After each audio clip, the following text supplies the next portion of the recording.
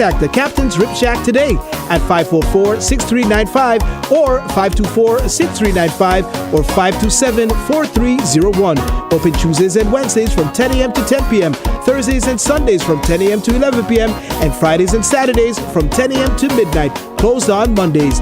Dine in or take away. It's always a great time at the Captain's Rib Shack on the Strip at Kipshaw.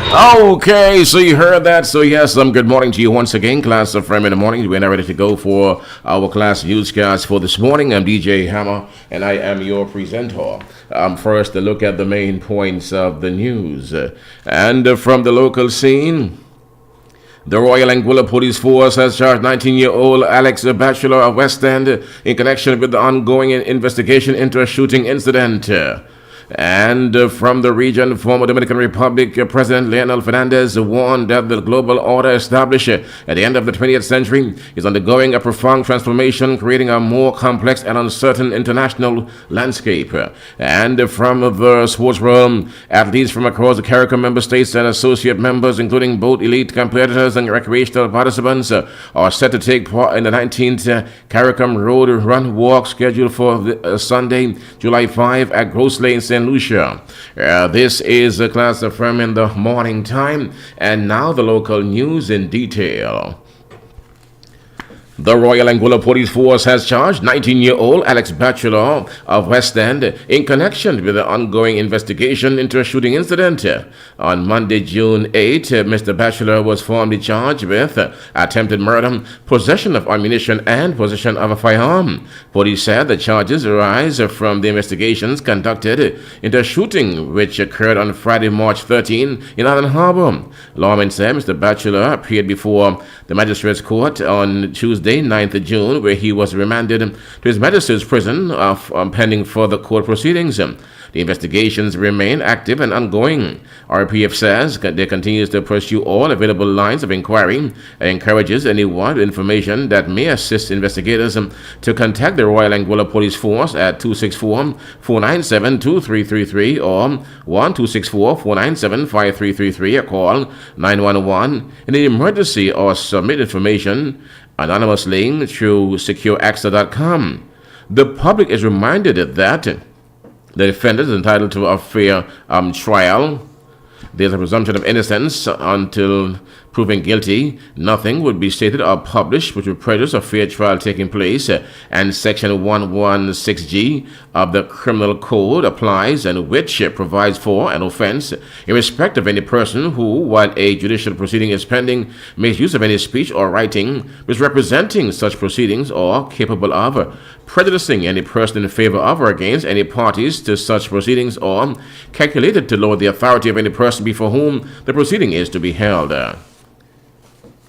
Economic Development Minister Kyle Hodge says the public sector salary review and increase is a step in the right direction. In his contribution to the debate on the Supplementary Appropriation Act 2026 in the House of Assembly yesterday, Minister Hodge said it is important for the people of Anguilla to understand the significance of the move. Largest component of this supplementary budget relates to the Public Service Compensation Review. And I think it is important for the people of Anguilla to understand exactly what is happening. These funds were already approved by the House in November of 2026, November of 2025. They were not hidden. They were not unplanned. They were deliberately held centrally within the Ministry of Finance while the compensation review process was being worked on, and it is now completed. The regrading exercise by itself, Madam Speaker, was a major undertaking.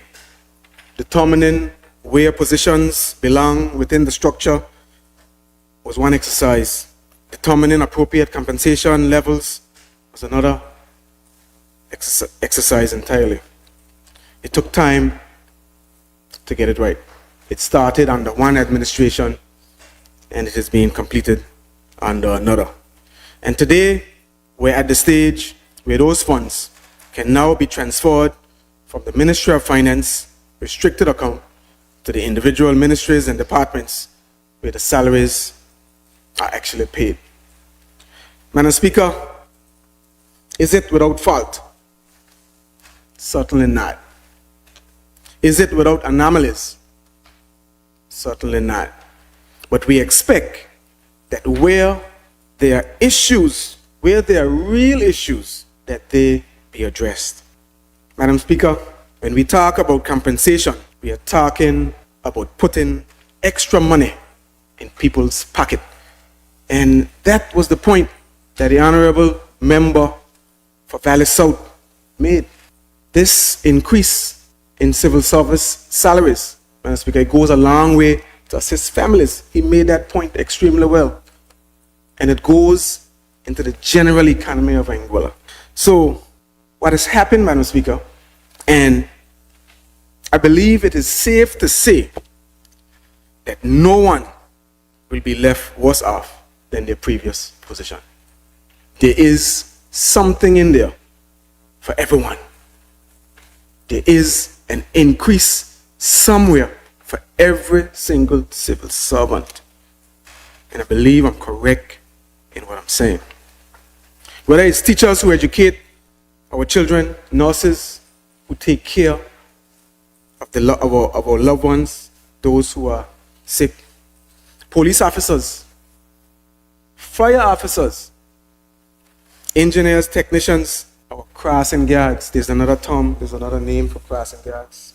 Security, safety officers, administrative staff, permanent secretaries, principal assistant secretaries, directors, legislators, unestablished workers, all throughout the public service.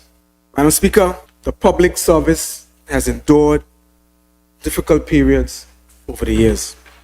There were times when increments were frozen. There were times when employees were asked to make something out of nothing.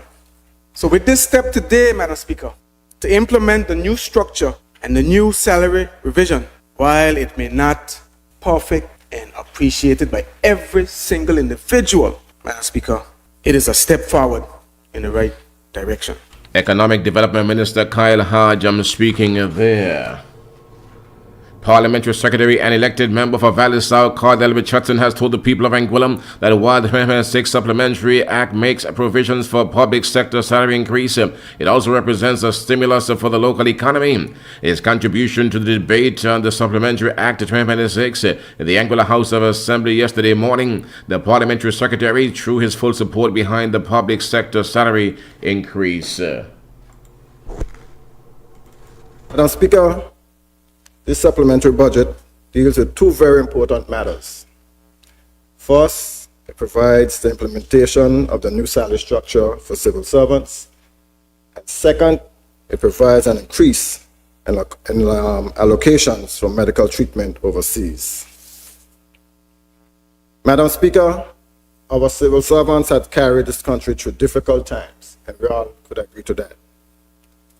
They have served through emergencies, through uncertainties, through pressures, and through periods when resources were very limited within the government sector. This supplementary budget is about honoring that commitment. It is about ensuring that the government has proper allocations in place to meet the cost of the new salary structure. It is about putting our money where our mouth is. It is also about saying to our civil servants that we value your service, we respect your contribution, and are prepared to back that respect with action. Now, Madam Speaker, I too was once a civil servant. I worked in DITES, Department of Infrastructure, for 18 years. So I would have been a victim of some of those cuts. And I too would have been a victim of some of those, well, increments that we didn't receive over the many years. So it would be very hypocritical for me on this side to not support this today. And as I traverse throughout the island and I meet different individuals within the government sector and have conversations with them, they too are very much looking forward to this increase in salaries. And it was quite pleasing to hear on both sides yesterday the arguments and the support, especially on the opposition side, even though we had a little political jabs that took place, and I guess that's politics. But for the most part, everyone on the other side supports the increase in this salary. Civil servants deserve better than that, and the people of Angola deserve better than that. Madam Speaker, if there are concerns about the salary structure, let us address it honestly. If there are persons who feel disadvantaged, let us listen. If there are issues that require review, let us examine them responsibly. But let us not mislead the people for political gain.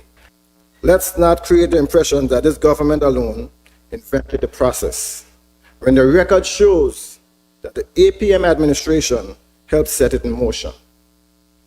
Let us not suggest that this government is acting reckless when the APM itself made budgetary provisions for the same increase when the financial picture was not as strong as it is now.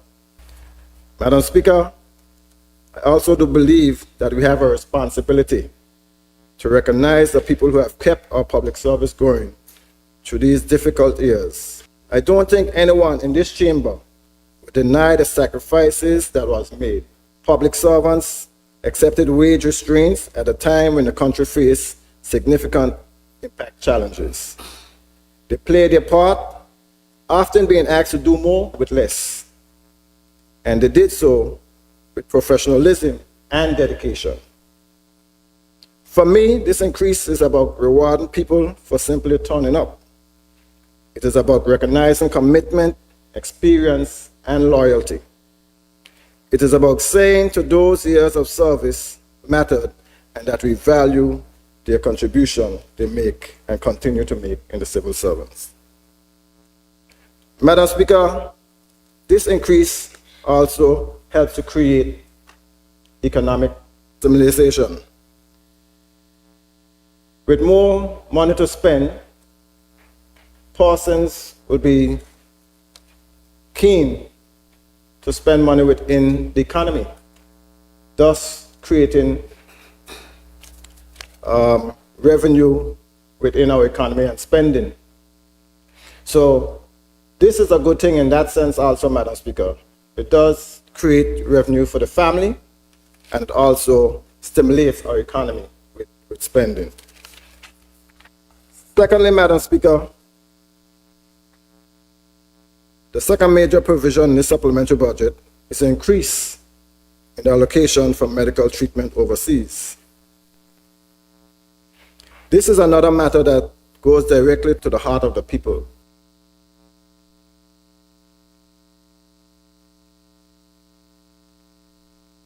Parliamentary Secretary and elected member for Valley South, Cordell Richardson, speaking during yesterday's sitting of the National Assembly.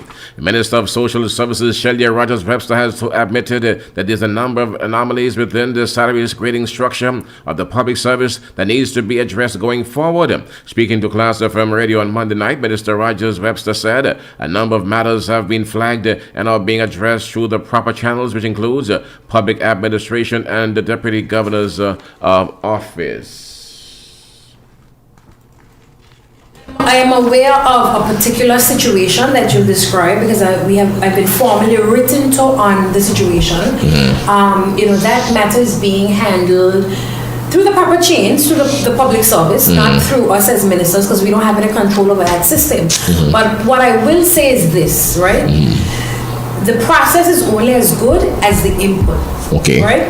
In order for you to get a certain outcome, the input that you put in is supposed to be adequate. Okay. If you have somebody that is reporting to you, the person's job description is supposed to reflect that adequately. Some of the challenge that you see is that a number of the job descriptions in various departments have not been adequately updated to reflect what is happening on the ground. So the agency who's doing the consultancy can only work with what they have. Now, as I said, different people will have different opinions of how things will go and those sort of stuff, but you can only work with the information that you have. And there are a number of anomalies that took place, and it's quite unfortunate. But again, this is an ongoing process that needs to be reviewed and looked at continuously. But the other thing to hammer is that there were some positions that have been regraded between 2008 and now. So there's some positions that were already regraded and that were more in line with what they were supposed to be paid, when that hasn't been the case for a lot of the rest of the public service. And that's also important to take into consideration as well. Now, there are some people, Hammer, who are extremely happy with their increases, and then there's some who are very unhappy with their increases. Then there are some who are comparing their increases to other positions and other situations. So you really have a mixed bag of nuts, Hammer, in relation to it, and you always have that with these reviews. So as much as possible, I'm trying to encourage the public administration and the deputy governor to do the comprehensive reviews and look at the case-by-case situations where the ball may have been dropped to be able to adequately address it. But something that I want to address, because Dr. Webster brought it up in the House of Assembly.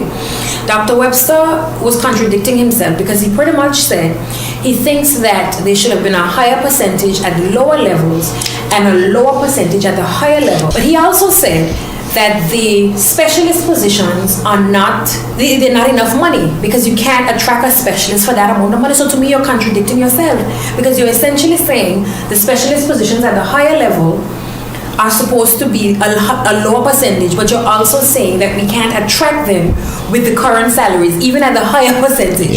So it's a contradiction. But the other thing is this, Hammer. Dr. Webster's administration is who determined the terms of reference, not our administration. You determined that you were going to do a case-by-case basis, look at every single job, make the necessary comparisons to every single job in the public service, and then you grade them based on those comparisons. Not that you would do either a higher percent below or lower percent above. You didn't determine that. But now that the process has gotten results that persons are complaining about or you are not happy about, you're trying to say, well, it should have been done this way. But that's not the way it works, Hammer. Mr. Webster had a responsibility to determine exactly how it should have gone. He had the opportunity to do so more than enough time. When we came into office, the contract with PwC was already signed. The terms of reference was already prepared for how the job reclassification exercise would go about, Hammer. So, and also, I want to make it clear that as politicians, we are not involved in that process. Up to now, we don't have a copy of the report. We don't. The report was sent from PwC to public administration. We have received presentations on the report, but in terms of the actual copy of the report, we don't have a copy of the report. That is the reality. That is between the deputy governor and public administration, the Ministry of Finance, and that is the reality. Social Services Minister Shelia Rogers Webster speaking to Klass FM Radio. Student Support Services of the Department of Education here yesterday held their third annual awareness exercise. Student Support Services is a program designed to provide direct support to school children in need to be successful from primary to secondary school. And the session started at 9 o'clock yesterday morning and featured school health services, school welfare officers, education psychologists, drug counseling, English as a second language, school counseling, reading support, speech and language support, among other areas. The aim of the program is to increase public awareness and wider community awareness about the support that the Education Department provides to school children to ensure that they succeed. Brochures and other information leaflets were distributed during yesterday's Student Support Services Awareness Day exercise. The Volta Music Foundation, in collaboration with the Anguilla Department of Education and Department of Youth and Culture, Anguilla, is proud to present its annual concert celebrating the students of the Anguilla Strings program. The concert will take place this Saturday, June 13th at 6:30 p.m. at the Bethel Methodist Church, South Hill. Students from all three cohorts of the Anguilla Strings program will perform As a centerpiece of this year's celebration, Volta Music Foundation has commissioned a new piece by Anguillan composer and Volta ambassador Kamal Vanterpool. This original composition will be performed by all the students in the program together with their teachers, marking a special moment of unity and shared artistry. In the days leading up to the concert, teaching artists from the United States will lead an intensive week of learning began Monday, June 8th through Friday, June 12th. The daily classes will be hosted on the school campus, providing free music classes and rehearsals for students enrolled in the Strings program. All programming, instruments, and instructions are provided free of charge to participating students and families. Music is much more than notes and instruments. It's the bridge to confidence, creativity, and community, said Yelena Savion, founder and executive director of Volta Music Foundation. Watching our students perform alongside the teachers and the premiere work written by one of Anguilla's own reminds us why this work matters. We are helping young student musicians find their voices, build resilience, and unlock opportunities that can change the course of their lives. Volta Music Foundation remains committed to making high quality in music education accessible, especially in communities where resources are limited but passion and potential abounds.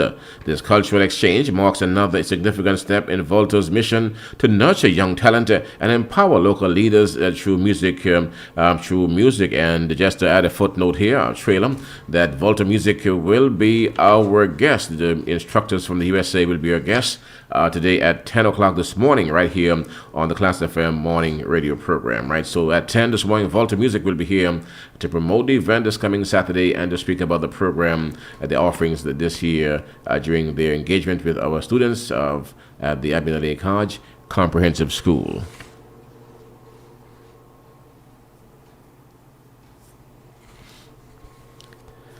Calling for a new model of tourism that creates and retains a greater value within the Caribbean, Dr. Terence Jew, Prime Minister of St. Kitts and Nevis and Chair of CARICOM, which Anguilla associate member country, has endorsed the Caribbean Tourism Organization new tourism supply side initiative, describing it as a critical step towards ensuring that tourism benefits our region, people, and our economies. The Prime Minister Jew delivered virtual remarks on Thursday during the launch of the new committee at the Caribbean Week in New York, held at the Intercontinental New York Times Square. Speaking in his capacity as CARICOM chairman, Dr. Jew said the future of Caribbean tourism must be centered on creating greater value for the region by strengthening connections between tourism and the wider economy. He emphasized that the sector should support local entrepreneurs, rural communities, small businesses, women and youth, while fostering innovation, regional integration, and sustainable development.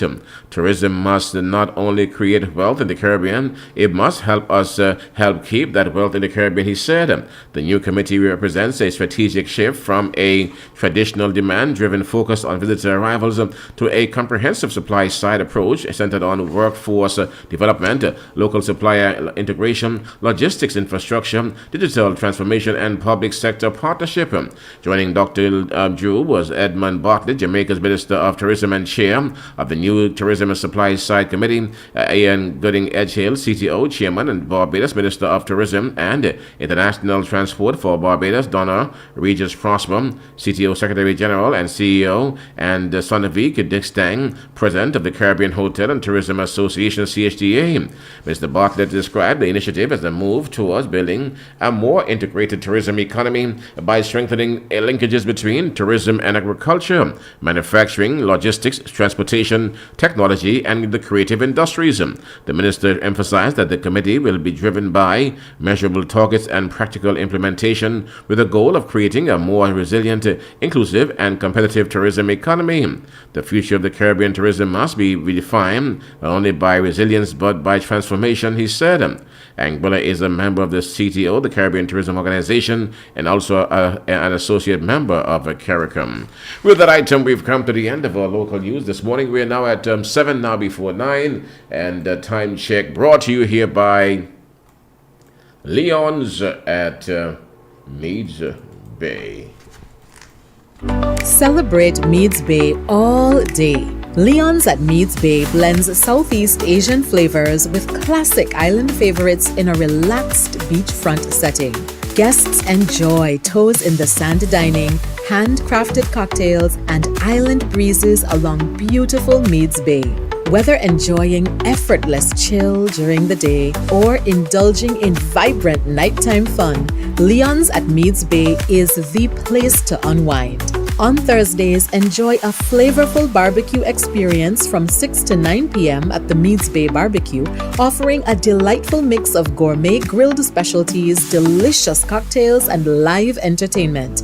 On Sundays, embrace the energy and enjoy the island's best weekend lime, Sunday Fun Day from 4 to 9 p.m. Sway to the sweet sound of their music while indulging in handcrafted tropical cocktails and delectable island-inspired South Asian cuisine. With the largest outdoor seating on the island, these elevated experiences are not to be missed. Plus, experience ease of service with the all-new Leon's payment card.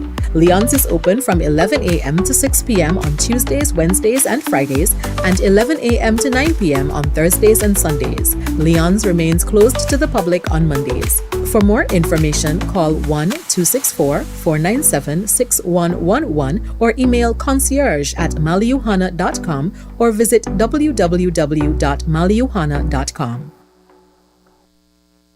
Up next, news from the region. And the news from the region sponsored by Quantum Investment Services Limited, the Caribbean Commercial Complex. It is impossible to predict the unexpected, but it is possible to plan for it. By having insurance or financial security, you can lessen the burden to you, your family, or your loved ones in the event the unexpected happens. Join our many satisfied customers at Quantum Investment Services Limited, where we provide you with valuable peace of mind. At Quantum Investment Services Limited, we offer property insurance, motor insurance, medical insurance, life insurance, air ambulance coverage, marine insurance, liability insurance, workman compensation, professional indemnity, and financial planning. Don't delay. Contact us today for your free quote by calling us at 264-497-7500 or 264-497-7510 or email us at info@quantumaxa.com. You can also visit our office at the Caribbean Commercial Center, Unit 12. Quantum Investment Services Limited, protecting you and your investment.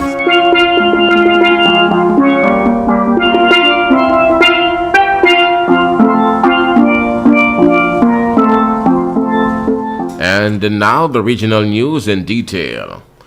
Former Dominican Republic President Leonel Fernandez warned that the global order established at the end of the 20th century is undergoing a profound transformation, creating a more complex and uncertain international landscape.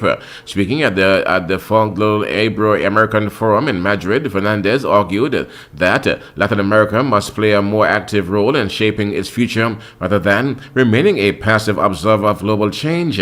The former president emphasized that the region's greatest challenge is to accelerate economic growth by moving beyond a model-based or raw material export and towards one driven by knowledge, innovation, technology, digital transformation, and artificial intelligence. He described the digital divide as the new form of illiteracy and stressed that countries that fail to adopt emerging technologies risk being left behind in the global economy. Fernandez also highlighted the importance of strengthening collaboration among universities, businesses, and the governments to promote research, innovation, and effective public policies.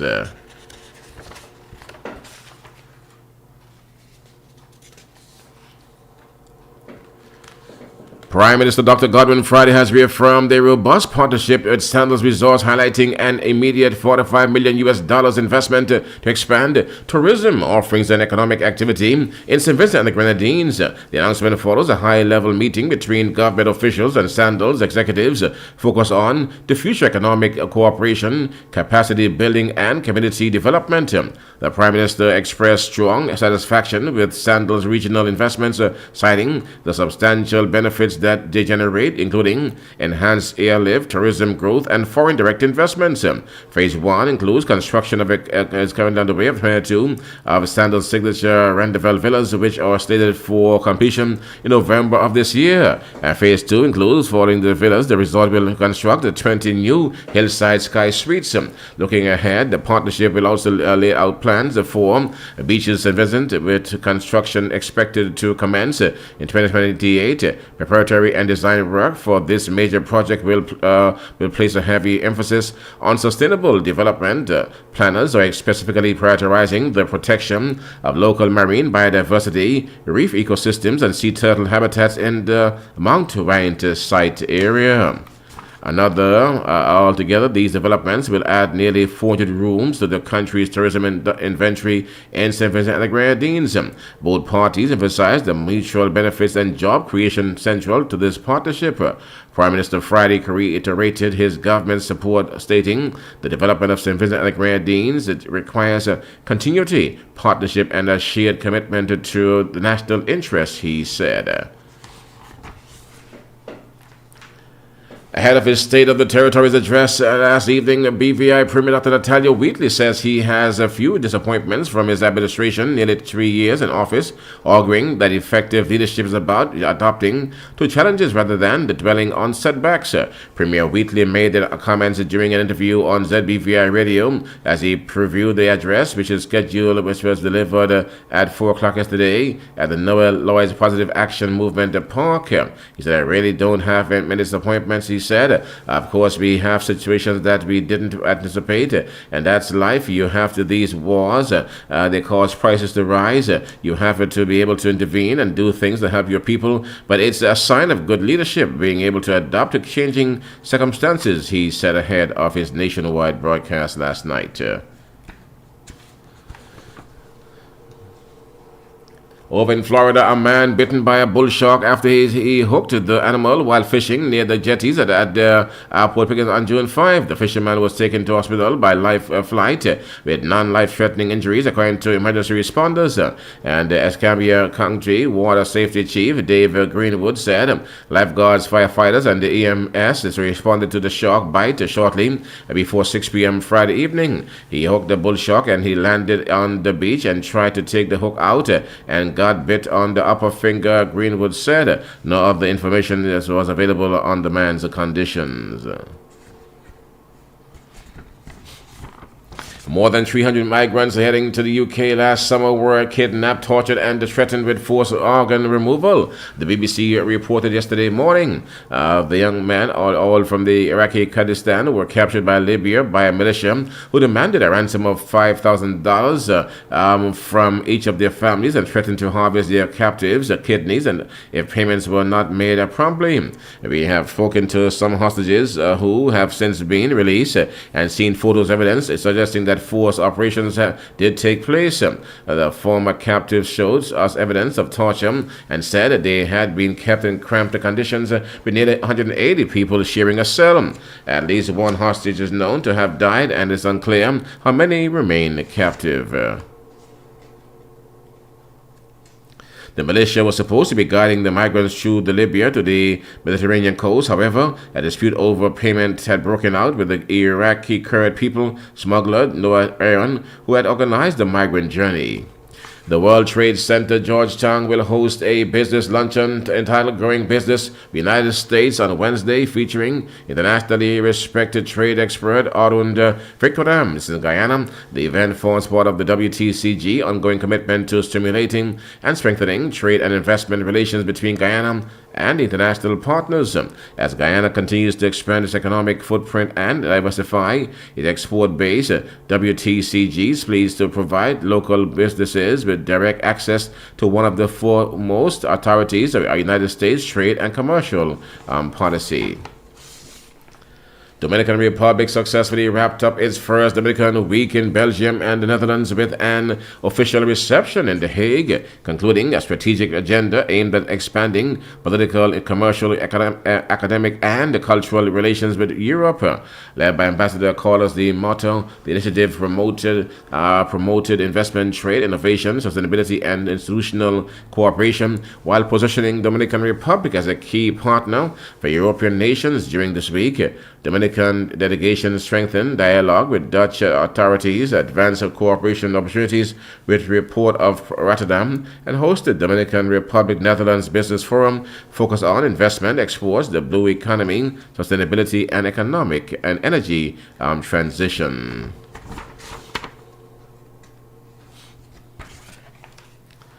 With illegal firearms continuing to account for a majority of the homicides on the island of St. Lucia, more people are calling for tougher gun and crime legislation in St. Lucia. The discussion is happening as police report 25 of the island's 36 homicides recorded so far this year involve guns. For a long line, illegal guns, in fact, for a long time have been used in many of the country's murders. This has raised concerns about the violent crime and made some citizens wonder if the current laws are strong enough. At a pre-cabinet press briefing Monday, Prime Minister Philip J. Pierre argued that St. Lucia already has some of the toughest gun laws on the region. I can tell you we have some of the most severe penalties like life imprisonment. I don't think many people know that, Pierre said in response to a question from the media. A review of the Firearms Act shows that illegal possession of a firearm ammunition can carry a fine of up to 50,000 EC dollars, imprisonment for up to 15 years, are both on summary conviction. If the matter is tried on indictment, the penalty can be as high as 25 years in prison. On Thursday, June 4th, CARICOM Secretariat welcomed a delegation from the Guyana Defensive Force senior command and staff. The visit featured a special knowledge sharing session with officials from the Secretariat Crime and Security Program. GDF officers participated in an interactive exchange on the community role in advancing regional security initiatives, led by Sharon Stevenson, Program Manager, Crime and Security, and Marisha Stevens, Project Officer, Crime and Security. The discussions provided valuable insight into how CARICOM utilizes functional cooperation to address current and emerging crime and security challenges. The United Nations High Commissioner for Human Rights Volker Turk warned on Monday that the expansion of sanctions imposed by the U.S. against Cuba is causing widespread harm to the population and endangering lives. He urged that these sanctions be halted.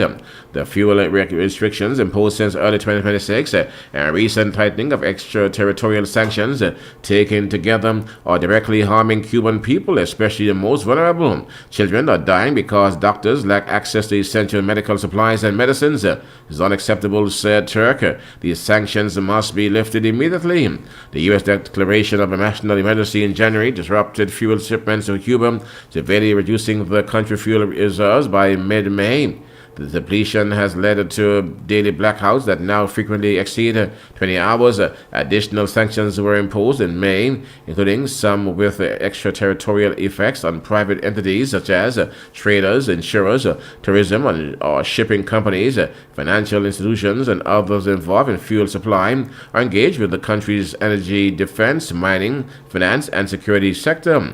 These measures combined are significantly affecting their population, human rights, and notably the access to essential supplies and services, including water, food, and health care.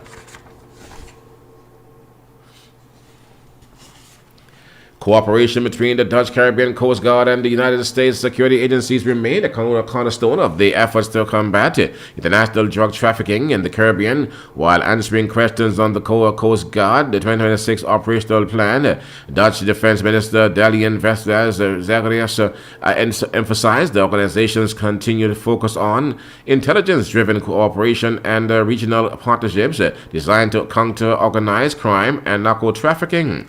The Dutch Caribbean occupies a strategic location between South America, Central America, and North America, making the region a key transit corridor for cocaine shipments destined for United States and Europe. For decades, the Coast Guard has worked closely with the U.S. authorities, including U.S. Coast Guard, Joint Interagency Task Force, South, and other American security agencies. Through these partnerships, intelligence is shared, maritime surveillance is coordinated, and joint operations are conducted throughout the Caribbean basin.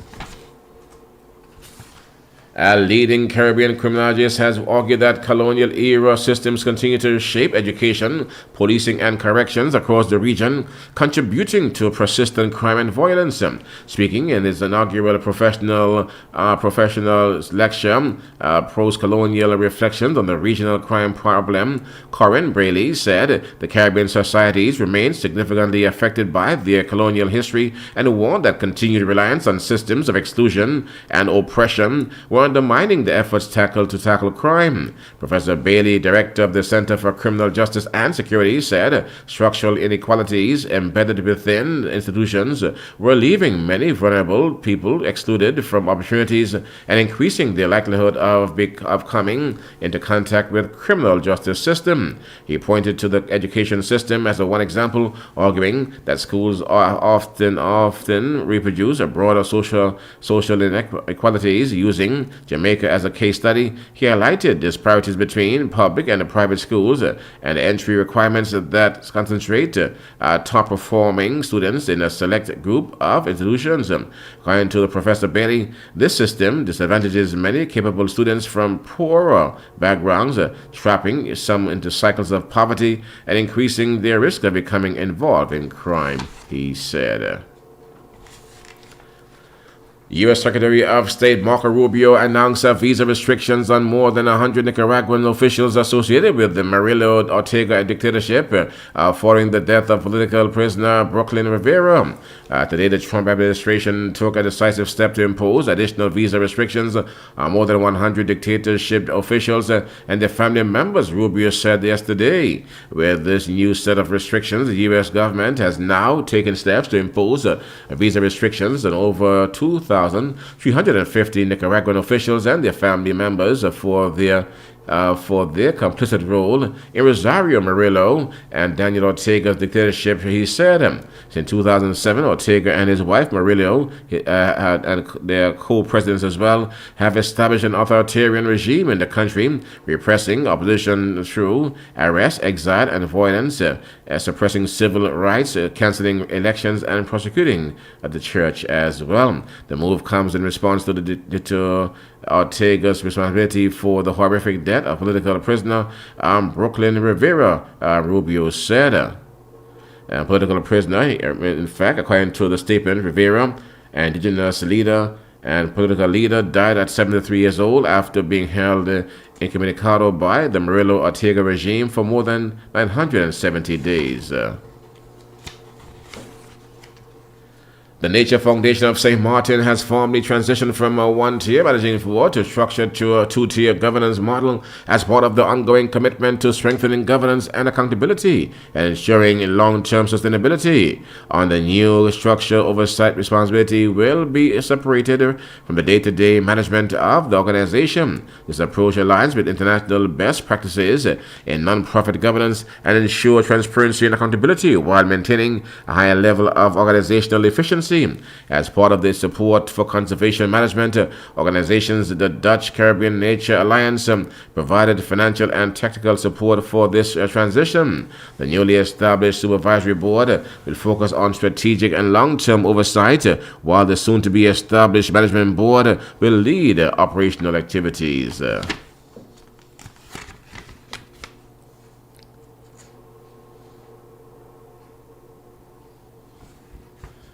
Leader of the opposition in St. Vincent and the Grenadines, Dr. Rob Gonzalez, has raised serious concerns regarding ongoing sand mining activities in the Wallaboo River area, north leeward of the country, which he says is being conducted to supply materials for the reconstruction of a golf course in the Kanawang. Speaking against that, what he described as a glaring lack of transparency, Gonzalez emphasized that the private developers in the Kanawang are not the ones physically mining this river. Instead, the extraction is being carried out by the state agency agency, Bragessa. Gonzalez noted that Bragessa management could not have put the heavy equipment like bulldozers into the river without the explicit approval and directive of the Minister of Works and Cabinet. Gonzalez challenged the government to prove that proper protocols are being followed. He questioned whether comprehensive environmental and social impact studies were conducted before the mining began. Furthermore, he publicly asked if the Physical Planning Board had formally considered the project or if the cabinet had bypassed standards, regulations by waiving physical planning or permission for the operation. Beyond the potential environmental damage, Gonzalez demanded financial accountability from the state.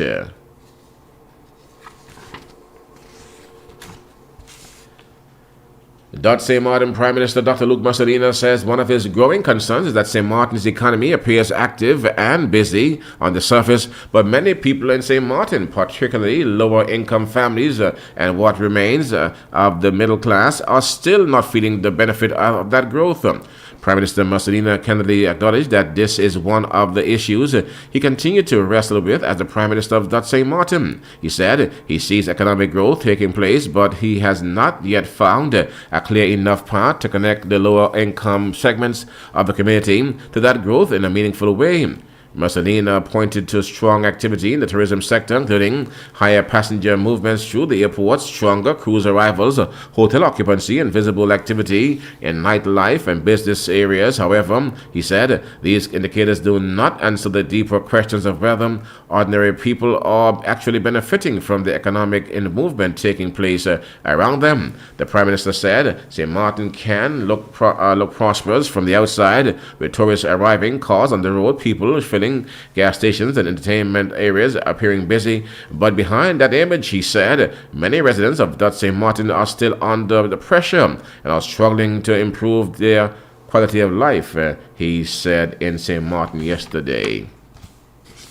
The Brazilian Association of Animal Protection celebrated the announcement made by the Ministry of Agriculture and Livestock regarding the recognition of Brazilian territory by Chinese authorities as free from the foot and mouth disease, which will directly benefit the national pig farming industry, according to a press release. Ricardo Satin, president of the ABPA, said the measure represents an important step forward in consolidating the sanitary trust built between Brazil and China over the last few decades and reinforces international recognition of the robustness of the Brazilian agricultural defense system. With that item, we've come to the end of our news from the region, and news from the region sponsored by Quantum Investment Services Limited, location the Caribbean Commercial Complex, and we are now at 14 down 9. Time check brought to you by Aurora, Anguilla Resort and Golf Club. Now to the sports world. Athletes from across CARICOM member states and associate members, including elite competitors and recreational participants, are set to take part in the 19th CARICOM Road Walk scheduled for Sunday, July 5th. The Gross Lake St. Lucia, beginning at 6:30 a.m. The event will start and finish in the vicinity of the Darren Sammy Cricket Grounds on Rodney Bay area, situated on the northern part of the island, serving as both the staging and concluding point for the races. According to a CARICOM press release, a range of categories will be featured in this year's edition, including the Elite 10,000K race for professional athletes representing member states, an Open 10K, an Open 5K run, and an Open 5K run. Organizers have also confirmed that persons with disabilities are welcome to participate in the 5K run and walk event as well.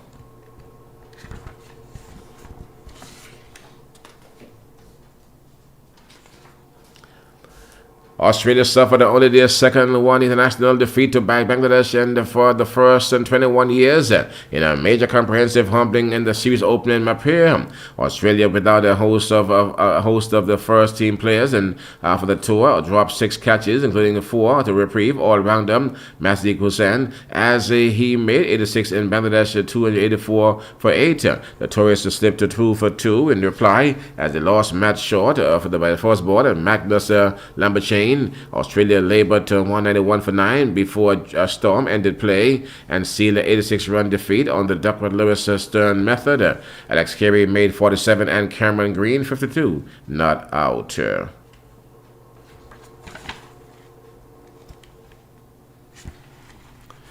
In tennis, Emma Raducanu is hopeful that her commanding first-round win over Anna Blenova at Queen's can serve as a really good stepping stone for Wimbledon preparations. British number one Raducanu was dominant for most of this contest, winning the first 8 games without a reply before going on to compete a 6-0, 6-3 victory over Russian qualifier. It was the 23-year-old first win since March 6 when she beat the qualifier Anastasia Zarakova in the Indian Wells first round. Raducanu's season has since been disrupted by a host of post-viral illness that kept her off the WTA tour for more than 2 months, and she lost her only 2 matches on clay on her return in Strasbourg and the French Open. But Raducanu appeared comfortable as she opened her grass court season in London and delighted to be competing and in front of a home support crowd as well. She said, "I'm so happy to have come through that match, to be back here playing in Queens. I haven't actually won a match for a few months, and there isn't a place I would rather have done it. I'm really grateful for all the support," Raducanu told the crowd.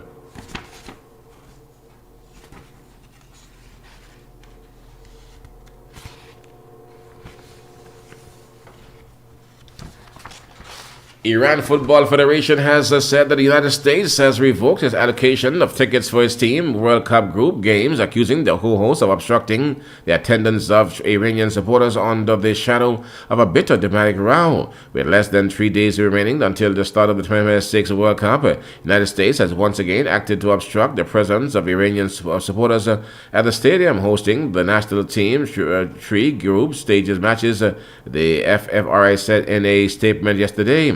The U.S. has presented several bureaucratic hurdles for Iran at the global football spectacle, including refusing to issue visas for some of its support staff, as the two countries have effectively remained at war since their February 28 attack on the country. The Iranian football body said FIFA regulations dictate that it should be allocated 8% of tickets for each match, which are given to participating federations for distribution to their supporters through official channels.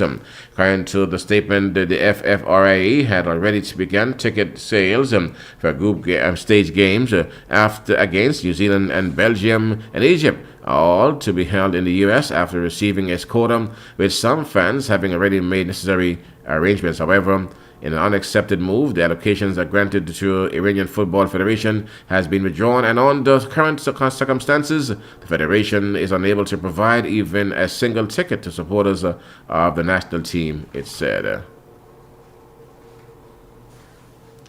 With teachers protesting and start of the FIFA Men's World Cup just 2 days away, the federal government of Mexico on Monday sought to demonstrate that wages, benefits, and conditions for the nation's school teachers have improved significantly since former President Andres Manuel Lopez Obrador took office in late 2018.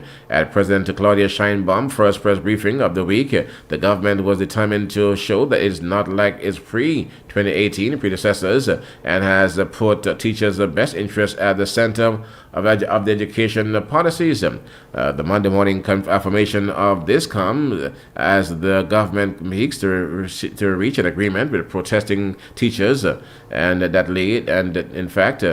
teachers ending the demonstration and returning to the classroom. The government wants to avoid potential disruptions to the World Cup, especially in Mexico City, where the CNT Teachers Union protest is centered and where the first match of the triannual FIFA tournament will be played this coming Thursday. With that item, we've come to the end of our sports. Also here, where we conclude the news package for this morning. Going out now, we take a look at items that made our headlines. From the local scene here this morning, the Royal Anguilla Police Force has charged 19-year-old Alex Batchelor of West End in connection with an ongoing investigation into a shooting incident. Lawmen said on Monday, 8 June, Mr. Batchelor was formally charged with attempted murder, possession of ammunition and firearm, and the police said the charges arise from investigations conducted into a shooting incident which occurred on Friday, 13th March in Allen Harbor area. Economic Development Minister Kyle Hodge says the public sector salary review and increase is a step in the right direction. And from the region, former Dominican Republic President Leonel Fernandez warned that the global order established at the end of the 20th century is undergoing a profound transformation, creating a more complex and uncertain international landscape. And from the sports world, athletes from across the CARICOM region and associate members, including both elite competitors and recreational participants, are set to take part in the 19th CARICOM Road Run Walk scheduled for Sunday, July 5th in Grosley, St. Lucia. That's the Klass newscast here for this morning. To say that you can join us here this evening at 7, God's willing, for another presentation. We thank you for listening. All right, so folks, again, yesterday morning on our way in, a power saw was found there by the on the roadside, by the agricultural grounds, a nice power saw, and I'm sure the owner of the saw is looking for that saw. And if you know of anyone who missed a saw, looking for a power saw, let them contact us on Klass FM Radio with the description of the saw, because it's a nice saw. It looks like a new brand power saw as well, and it must have fell off of a construction vehicle or something like that, maybe a van, I'm not sure. But we have the saw here. I have the saw with me. So if you know of anyone who is missing a saw, a power saw, a nice saw as well, contact me with details, and let's speak about the saw, because I really would want the owner to have this saw as soon as possible. It's a piece of tool that you work with, and it's a brand new piece of tool as well. It's a good saw, and it's here with me. So anyone you know out there, one of your friends, your family members, relatives really, who complained about missing a saw yesterday, well, let them know that hammer, I have the saw here with me. All right, so but you would need to bring me some reach out to me with some details about specifics about that piece of equipment. All right, so folks, we're here now 24 down after the 9 o'clock hour. That's our time this morning right here on Klass FM. Up next, your weather report sponsored by Sandy Island Beach Bar Restaurant, the home of seafood, lobsters, crayfish, conchs, and wilks. You owe it to yourself and your loved ones too to have that experience as soon as possible. Klass FM here in the morning time. So the weatherman says here first today that the presence of a weak tropical wave across the area will marginally increase the chances of shower activity over and around the island periodically for the next 24 hours today. Weather partly sunny skies with brief cloudy spells at a 60%. A moderate chance of brief passing showers. Weather tonight, fear the partly cloudy skies in general with a 40% or moderate chance of a brief passing evening shower. Winds are east at around 5 to 12 miles per hour, becoming lighter and variable at times. Seas around 3 to 4 feet, and the sunset will be at today will be at 6:49 p.m. Sunrise tomorrow will be at 5:37 a.m. Weather report, weather sponsored by Sandy Island Beach Bar and Restaurant. Klass FM here in the morning time now. 25 minutes after 9, that is our time right now. And at this point, we will pause for these death announcements. Again, to let you know, 10 o'clock this morning at 10, following our Health is Wealth program, we will have Volta Music in the building. We're going to have Savian and the team in here this morning, and they'll be speaking about the upcoming concert. They've been coming to Angola for some years now. They're teaching our youngsters and those who are engaged in the program string instrumentation, right? So, and the grand concert will take place this weekend, yes, at Bethel Methodist Church, the 13th, and they'll be showcasing a piece of work done by Kamal, and this is Daphne Jacobs and my teacher Corvette, son, internationally acclaimed musician, yes, so they will be showcasing his work. So it's a big deal coming up this Saturday, 13th of June for sure, and it's going to be a special evening down there at Bethel. But when they get here, you'll learn more about that. And also this morning, I'm looking forward to having, myself, having, a nice musical, celebration here as well, because whenever they are in Anguilla, they walk with the equipment, right? So I am looking forward to enjoying a morning of music right here on Klass FM as well as part of the promotion. Looking forward to hearing some nice tunes, classics, that stuff this morning right here. Tunes, songs performed by Volta Music for us, all right? So stand by for that 10 o'clock this morning. Right now, we will pause for these death announcements.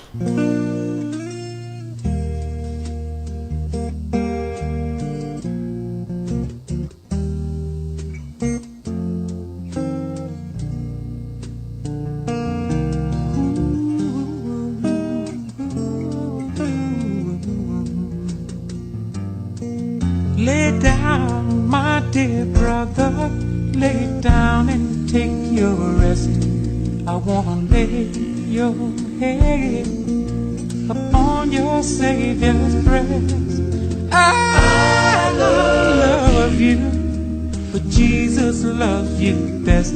I bid you good night, good night, good night, good night, good night. I bid you good night, good night, good night, good night, good night.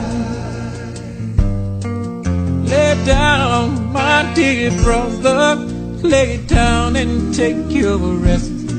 I wanna lay your head upon your Savior's breast. I love you, but Jesus loved you best. I bid you good night, good night, good night, good night, good night. I bid you good night, good night, good night. One of these mornings, bright and early and soon, good night, good night, good night. Now they're picking up the spirit to the shore beyond. Good night, good night, good night. Go walking. Okay, and I would have said Kamal earlier there, and I would have said that he was the son of Daphne and my good teacher Carvet. I think I made an error of that there. He's the son of Lennox Vanderpool. Yes, and yes, Lennox Vanderpool. Yes, so that's his son. So just to correct that there. So Kamal really the youngsters, the names sometimes I slip those names, these youngsters really. But I was informed a while ago that he's the son of Lennox Vanderpool. Really, yes, all right, and his dear wife. So I apologize for that. But yes. Daphne also have a son who's a world-class musician. He's based in the US, I think it is, or the UK. I'm not sure where exactly yet, but he's also a world-class musician. He's a composer, director of choirs. We know that. Kamal is a professional too. Kamal is one of those major musicians, a professor in music, really and truly, and he's a great composer as well, director. So they will be showcasing his work, Kamal. And Kamal, again, folks, he's the son of Lennox and Elvery. Vanderpool there in Sandy Hill, the nephew of Dr. Patrick Vanderpool, the nephew of Sandra, yeah man, the cousin of Van Bun, Van Bun and those guys, yep man. So that's who we're referring to. So he will, his original work will be showcased. That will be showcased down there in the Bethlehem Methodist Church this coming Saturday, 13th of June. You can't miss that for sure. It's going to be something special. Our very own Anguillan's work being showcased by Volta Music during their concert. That should be a very special session really down there on that afternoon, right? So folks, Klass FM here in the morning time. Klass FM here in the morning time. So Teacher Daphne's son name is what? Teacher Daphne's, what's your son name? I have to get these names right. And here for people. I have to get the names right. And youngsters, I have to get the names right of these youngsters. Okay, Kamal, okay, good. Okay. All right. So, folks, and we are here. Okay, so Klass FM here in the morning time. Okay, so let's see where we are now. Yeah, all right. So yes, I got it. So some of the people are telling me now that he's Lennox son. Yes, I got it. I have it now. I got the message. Yes, everyone. Even folks from Warren St. Thomas understand that he's Lennox son. Okay, good. I got it now. I have it locked down now. So I now know that Kamal is Lennox and Elvery's son. I got it down packed. Okay, so Anguillans at home and abroad. I didn't know these youngsters, it seems. And okay, this is England now. England is saying he's Lennox son. Okay, good. I got you. Lennox son. I got it right. So Kamal Vanderpool is Lennox son. And what's Daphne's son name? Daphne and Carvet. What's his name? He's also one of those top-notch producers as well. What's his name? Get his name for me, please, so I can have that in my I can have that too in my system, in my mind, Yeah, I need to have that saved in my mind as well. Okay, so folks, and because I've heard the name before Kamal for a long time, but I often thought that Kamal, was was the son of Miss Jacobs. I thought so for years, but I got it. So we're now fixed. He's the son of Lennox and Elvery. All right. So right now, folks, we announced the passing of Lorna Pontiflet of South Hill, and Lorna, she was the mother of Carl, the immigration, but customs officer called, and Lorna, in fact, had died. And on Wednesday, 20th May, at the Princess Alexandra Hospital. More details will be given in a subsequent broadcast. Relatives and friends are kind of asked to accept this information. To the bereaved relatives and friends of the late Lorna Pontiflet of South Hill, Lorna, we extend our heartfelt sympathies. And again, Lorna was the mother of Shadra Call, Customs, our brother Call, and as a Call in the family circle, we extend our heartfelt sympathies. We announced the passing of Sylvester Michelle Hanley, Bubba, and Bubba died at the Princess Alexandra Hospital here in Anguilla, and more details will be given in a subsequent broadcast. And relatives and friends are kind of asked to accept this information. To the bereaved relatives and friends of the late Sylvester Michelle Hanley, we call him Bubba, we extend our heartfelt sympathies. Good night, good night, whoa, good night. Lay down, my dear brother, lay down and take your rest. I wanna lay your head. It is with deep regret we announce the passing of Delarious Prince, better known as the Prince, who last resided in North Valley, Anguilla. He was originally of St. Lucia. He departed this life peacefully on Friday, the 22nd of May, at the Princess Alexandra Hospital. More details will be given in a subsequent broadcast. Relatives and friends are kind of asked to accept this information. To the bereaved relatives and friends of the late Delarious Prince, we extend our heartfelt sympathies.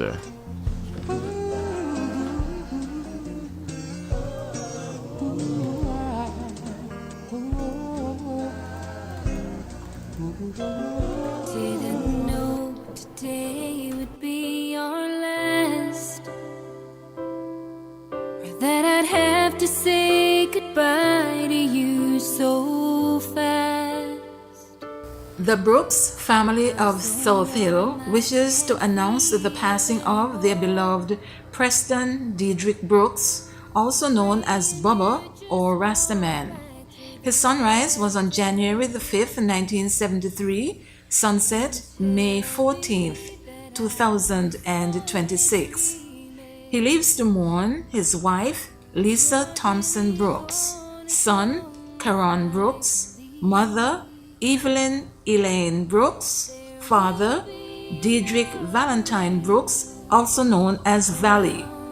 Special children, Alyssa Richardson Wyatt and Calvin Fleming. Sister, Elaine Carty. Brother, Houston Brooks. Sister-in-law, Kemisha Brooks. Brother-in-law, Vernon Carty, also known as Twitty. Grandchild, Kai Preston C.U. Brooks. Special grandchildren, London and Rome Wyatt. Nieces, Twedicia Carty and Kaimari Brooks. Nephews, Tavon Carty, Tashawn and Kaimari Brooks. Aunts, Ramona, Alicia, Linda and Rosita Brooks, and the late Sonia Brooks in Anguilla. Mary, Jacqueline, and the late Teresita Richardson in St. Martin. Uncles, Clarence Brooks, David Brooks, Fuzzy, Stafford Brooks, Chippy, and Austin Brooks in Anguilla. Florio, Carlo, Miguel, Dennis, and Romaine Richardson in St. Martin. Cousins, Denise Brooks and the family, Sherry Brooks and the family, Sheldon Brooks and the family, Daniel Gomes and the family, Tyrone Brooks and family, Candice Hughes and family, Shalice Niles and family, Travis Carty and family, Tanya Mason and family, Nadia Cody and family, Valentine Brooks and family, Tashanta Brooks and family, Shamel Brooks and family, Nikima Gomes and family, Stafford Brooks and family, and Tashana Brooks, Austin Rogers, Leon Lee Carty Brooks, Claudia Brooks and family, Claude Brooks and family, Fidelia Germain, Frederick Francois Carmen, Jolette, and Kimberly Richardson, Marvis and Anderson Hughes, Natalie Pierre, Angeli Richardson, and the late Joseph Gomes, Stacey Ann Brooks, and Cedric Pierre. Special friend Diane Richardson, godson Hugh Kwan Hughes, godmother Casilda O'Loughlin, godbrother Wayne Hodge. Close friends Paul and Cindy Coswick, Pamela Cu, Will Carty, Frankie Brooks, Clifton Bryan, known as Bongo, Franklin Rogers, Andrea Richardson, known as Wendy, Irad Benjamin, known as Shanky, Thomas Huggins, Abner Brooks, better known as Hammer, Hank Petty, Toy Cobb, Sebastian, Alex Hazel, Lyman Walters, better known as Ron. The Blue Sea family, management and staff of Altima, management and staff of Cable and Wireless, management and staff of Capdiluca Hotel, management and staff of Mango's Restaurant. Friends, Angular Motorsports, and comrades on the Strip. He also leaves to mourn Sylvia Richardson and the family in St. Kitts, the family of the late Joseph Gomes and Alice Augusta Richardson of St. Martin, the families of the late Evelyn Albertha Brooks Richardson, Marianne Harrigan, Albertha Louise Gomes, Agatha Thomas, Violet Hodge, Jane and Amos Gomes, Nelson Hodge, James Dukey Ruan, and Hannah Harrigan, the families of the late Doris Henderson and Rosita Brooks. He was related to the Thomas, Smiths, Hodges, Harrigan, and the Duncans of East End, the Horsfords and Brooks family in Anguilla, Richardsons and Gomes in St. Martin. Many other relatives and friends, too numerous to mention. If anyone has been omitted, please accept our sincere apologies as it was not intentional. The funeral service of the late Preston Diedrich Brooks will be held on Saturday, June 20th, 2026 at the Bethel Methodist Church, South Hill. Tributes will start at 9 o'clock and end at 9:55. The funeral service will start at 10 a.m. Interment, Sandy Ground Cemetery. To the bereaved relatives and friends of the late Preston Diedrich Brooks, we extend our deepest sympathy. The family wishes to retire peacefully following the ceremony. Singing hallelujah. And to all those who mourn at this time, we extend our heartfelt sympathies. Klass FM Radio 92.9. And in a bit we'll be going for our Gap celebration program shortly. Also our Health is Wealth program will come your way in a bit right here on Klass FM. But right now, before that, we're going to head into our today's SIP program. And your SIP program is brought to you by Coffee O'Clock, the location, the Caribbean Commercial Complex. A blessed and beautiful day to one and all. This is your sip for today, and it's brought to you by Coffee O'Clock. Your word for today comes from Psalms 27, verse 14, and it reads, "Wait for the Lord, be strong and take heart, and wait for the Lord." Waiting on the Lord requires a heart posture of trust and surrender, acknowledging His perfect timing and sovereignty. Strength and courage in faith.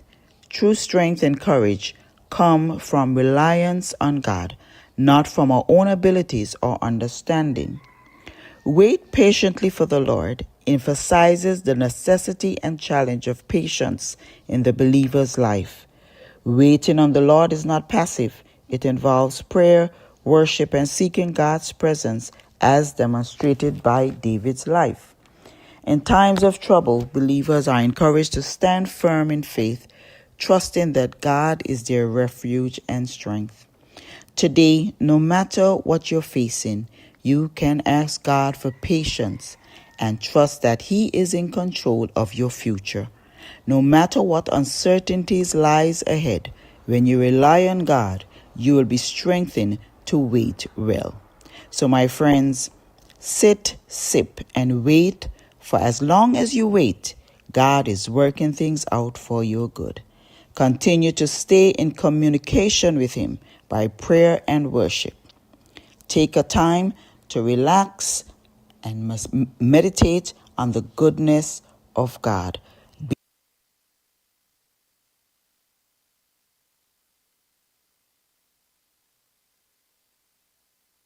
Okay, so that's your today's program, and to let you know that you can join us here. That's tomorrow morning around the same time for another presentation of your SIP program. We thank you for listening. Just hold the spot you've got here, Klass FM Radio 92.9. Yeah, hold the spot. Identity Digital Inc. requests for proposals for .ai Community Outreach, RFP. Identity Digital, the registry operator for the .ai top-level domain, is pleased to invite proposals for a comprehensive outreach and community engagement program. This program was developed in partnership with the Government of Anguilla and seeks to promote initiatives that strengthens Anguilla's reputation through credible, locally grounded storytelling and initiatives, support education and digital literacy, encourage innovation and local business participation, promote sustainable economic and social impact with measurable local outcomes, with an overarching recognition that .ai is not only a global technology identifier, but a vital strategic asset for the island's national development. We are seeking qualified organizations to design and implement initiatives that translate the global success of .ai into tangible, lasting value for the people of Anguilla. The program focuses on 3 core pillars: education and skill development, innovation and entrepreneurship, and national visibility. Central to this RFP is a mandate for local participation. Identity Digital strongly prefers submissions from Anguillian firms or international partnerships that feature local professionals in substantive leadership roles. Our objective is to foster sustainable growth through knowledge transfer and institutional capacity building that remains on island. Respondents are encouraged to design proposals that reflect both the significance of the .ai domain and the local opportunities it creates for Anguilla. Interested respondents must submit their proposals by 5 p.m. Eastern Standard Time on Tuesday, 23rd June 2026. For full details and submission guidelines, please contact Identity Digital at rmohan@identity.digital. Join us in shaping a digital future that celebrates and serves Anguilla. Luxury isn't just worn, it's won. Introducing the new Precious Gem Super Ticket from Caribbean Lottery.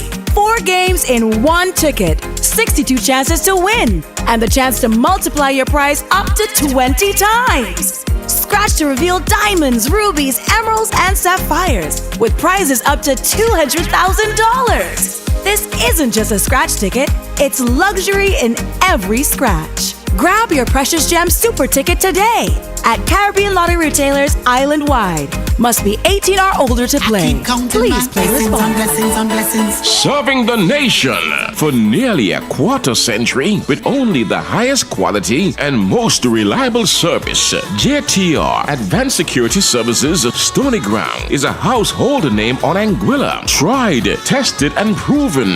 The security authority on the island. We offer a suite of services designed to cater for all your security needs, such as alarm response, mobile patrol, armored guard security, theft prevention, barricade rentals, armored vehicle cash movements, event security, K9 training and sales, mobile ticket booth rental, patrol security, scanner rental, security camera monitoring, security risk assessment, shredding service, vehicle storage, and so much more. Services tailored to suit your security requirements. The best in the business.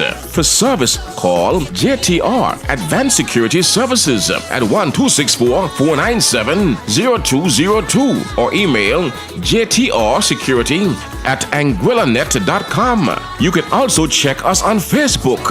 Remember, it is JTR Advanced Security Services, your first choice for security on Anguilla.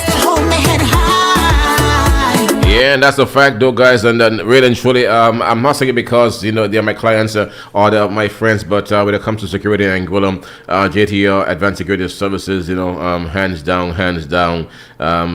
they are par excellence here, really. The creme of the creme, are cut really above the rest. It's just how it is. It's just how it is. I mean, I'm telling you the truth, really. That's what I've heard from people as well. We have everything going on there, security every return, but JTR, really, when it comes to getting down to it, they can make it happen for you professionally, efficiently. You name it, man, it happens easily, quite easily, for sure. And again, it's not because they are my people. Really, but because they are that great.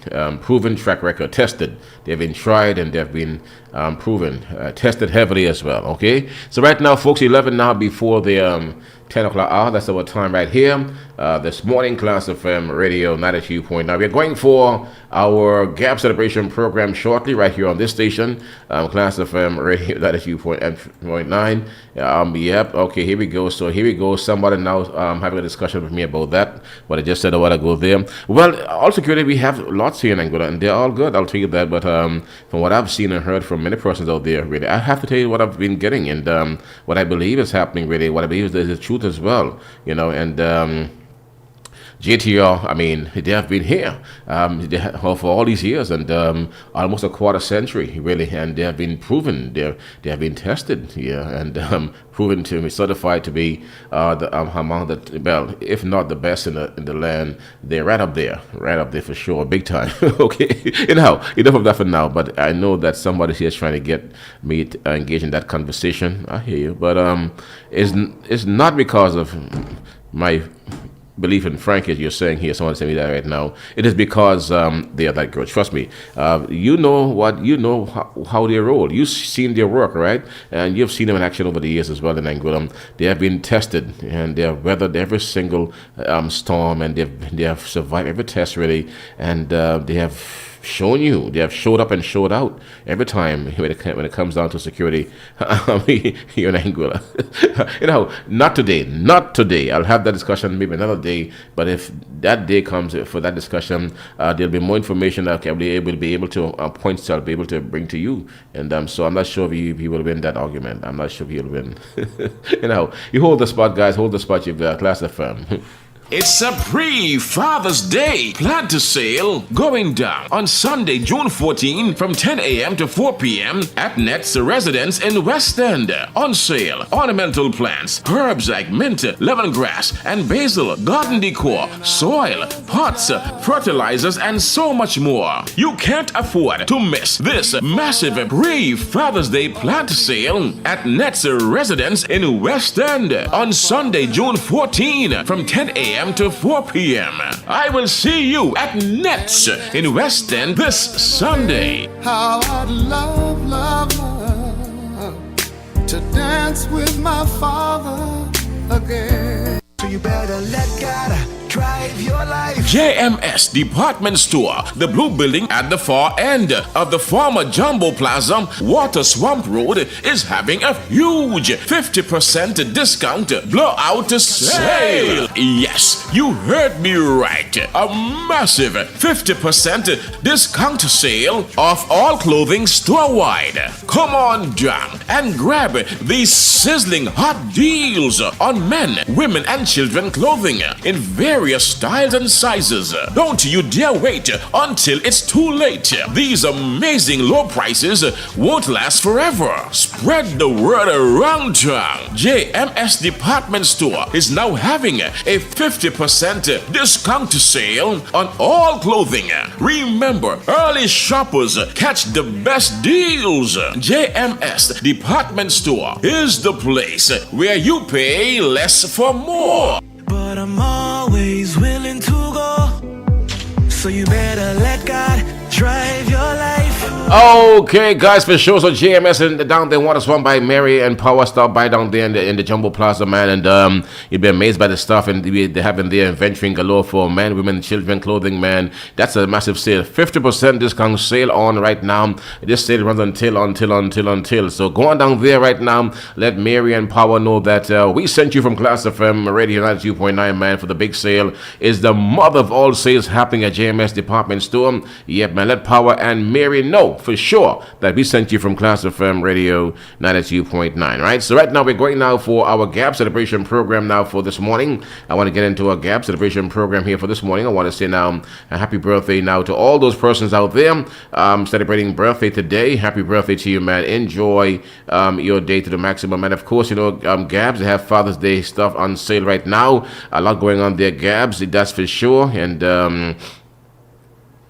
a lot going on there. Okay, and all right. So it's a whole lot going on. It's a whole lot going on there for sure at Gabs. All right. So let Gabs know what's going down there. Well, that we sent you for sure from Klass FM 92.9, and what they do have. Okay, so I'll tell you right now for sure. With Elvin, with Christina. Okay. Well, for my update this morning, well, that they have everything you need to celebrate your child this graduation season. They have caps. They have decoration, the kits and accessories. For their famous graduation gift baskets from kindergarten to high school can be found at Gabs. Okay, so stop at Gabs right now. Let them know that we sent you. Okay, at all right. So at Klass FM Radio 92.9. Let's get into our program now here for this morning. Here we go. One time.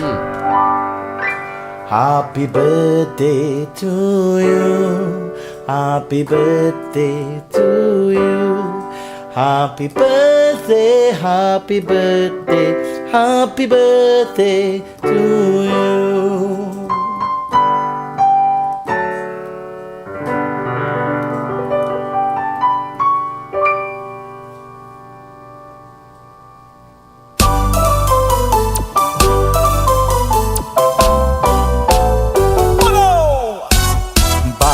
बाद दिन ये आए, it's your birthday so let me party. बाद दिन ये आए, it's your birthday so let me party. Let's gather to cut the cake, cheers to your life, let's celebrate. Happy birthday to you, another great year for you. Okay, well, I gotta say, let me now say good morning and happy birthday. Good morning, good morning, good morning. May your day be filled with peace and love, hammer in your heart and joy in the soul and the countless blessings. And well, thank you so much, team, for that. And thank you. I wish you the same, okay? And I want to say now good morning and happy birthday now to T-Shell Gums in the USA, graduating today. Well, yes, your congratulations to you, T-Shell Gums, from coming from the Weber High School in Philadelphia and preparing to read for a PhD in psychology. Wow, at the LA Temple University, also in Philadelphia. Congratulations are coming from your mom, Verlin, your godmother, Cassilum, yes, and of course, brother, aunts, and uncles at home and abroad, and the family circle. And as Nanton, aim half of the stars, the sky is the limit. Every success is and God's blessings in all your future endeavors. Okay. Today we also extend friends kind extend birthday greetings to Marcia Bailey, Cassandra Reed from your mom, Kashina, your dad, Nurse Boy, and your grandmother, Nolise, and also Nolise, and all your siblings, and the Thompson's family, the Reeds, and the Mills of families. Angelica Gums, happy birthday to you as well, from your family circle, and cousin Lady Dish and the family circle. Iola Romney, happy birthday. Gordon Petty, happy birthday to my EP one time. Brother, good morning. Happy birthday to you one time, bro. Also, Grace Akadi, Irma Carter, all birthday celebrants. We have Ngambali from Grace Irma Carter and Ngambali from your Brian, Christopher, and Simpsons families, and the clergy and the congregation of the Ebenezer Methodist Church. Audrey Hodge of Long Bay, happy birthday from your family circle. Vince Webster, happy birthday. Delcy Richardson Nichols from your mom, Teacher Lolita, and the husband, the daughter, Jaya, and the siblings of the family circle, the clergy and the congregation of the Ebenezer Methodist Church, Vernette and the family, Tijanis and the Busbys, the Sickerses and the community, and Osnanton, Tridon and Sheridan Sutton, happy birthday to you as well. Kira Brooks, happy birthday. Alice Illich, St. Martin, Akima Richardson, all celebrants from Grace Barbara Bundy. Max Christopher, happy birthday from Jasmine Banks and the family circle. We have Trevon Trey Cavada, Natasha Obama, Sasha, daughter of the former President Barack Obama. Yes, Sasha. Yes, and Obama celebrating her 25th birthday today. Wedding anniversary greetings we extend now to Ravine and Andy Thompson. Raven and Andy Thompson, also Stanley and Esme Gums, and all other birthday and anniversary celebrants out there. Gotta wish you the best on your day, okay? And keep a memoriam Gums, Mabel Gums of North Hill, Frederick Thompson, Pilot Michael Hughes, Auckland Kentish, Isilma Hughes, Louis Ramu, Susanna Expolite Gums, and George Renford Cardi, poor man, all who would have celebrated their birthdays of today, okay? And Stan Rogers, who passed on this date in 2011, Jeffrey Wade, who passed on this date in 2025, Kenrick Richardson, who would have celebrated his wedding anniversary today, as we told his family, and all thoughts and prayers, okay? And to all who are bereaved at this time, we extend our sincere condolences. May their souls continue to rest peacefully. The quote of the day: respect is earned, honesty is appreciated, trust is gained, and loyalty is returned. Author unknown. Have a most beautiful, safe, and uneventful day with Thanksgiving from Teacher Janice, Grayson, Barbara Bundy, Nurse Augustus, us on Klass FM Radio, Gap's Party Store, and Nurse Nanton. Okay, that's your celebration program for today. You can join us. Here. That's tomorrow morning around the same time for another presentation. We thank you for listening. So right now, folks, we're gonna now move into our Health is Well program for this morning. Our topic today, June is Cancer Survivors Month. Okay, time to celebrate, strengthen, honor, courage, and recognize the incredible journey of those who have faced cancer with determination and hope. The National Cancer Survivors Day Foundation is promoting 2026 observance as a celebration of life, honoring cancer survivors and raising awareness about survivorship and challenges. To every cancer survivor listening today, you're a living testimony of resilience. You have faced fear, uncertain pain, sleepless nights, difficult treatment, and moments when giving up may have seemed easier, yet you kept going. Your scars tell stories of battles fought with courage. Your perseverance inspires more people than you may ever realize. Cancer may change a person's life, but it does not define their worth, their future, nor their spirit. Survivorship is not just about beating cancer, it's about just rediscovering joy, rebuilding strength, embracing each new day, and choosing to hope again. Every survivor journey is unique, and every journey deserves to be honored. We also recognize the families, caregivers, doctors, nurses, and friends who stood beside survivors every step of the way. Your love and support becomes a part of the healing process. To those still fighting, please know you are not alone. There's strength within you greater than the challenge before you. There is an entire community cheering you on, believing in your victory, and walking beside you through every step of your journey. And all radio listeners, let us continue to spread awareness, encourage our early detection, support research, and most importantly, show compassion. Sometimes a kind word, a prayer, or simply being present can make all the difference. The This month reminds us that hope, faith, and love are powerful, and the human spirit is incredibly powerful. So let us celebrate the survivors, let us honor the fighters, let us remember the individuals we have lost, and let us continue believing in brighter, healthier tomorrows. So what is cancer? Cancer is a generic term for a large group of diseases that can affect any part of the body. Other terms use malignant tumors and neoplasms. One defining feature of cancer is a rapid creation of abnormal cells that grow beyond the usual boundaries, and which can then invade adjoining parts of the body and spread to other organs. The latter process is referred to as metastasis. Widespread metastasis are the primary cause of death from cancer.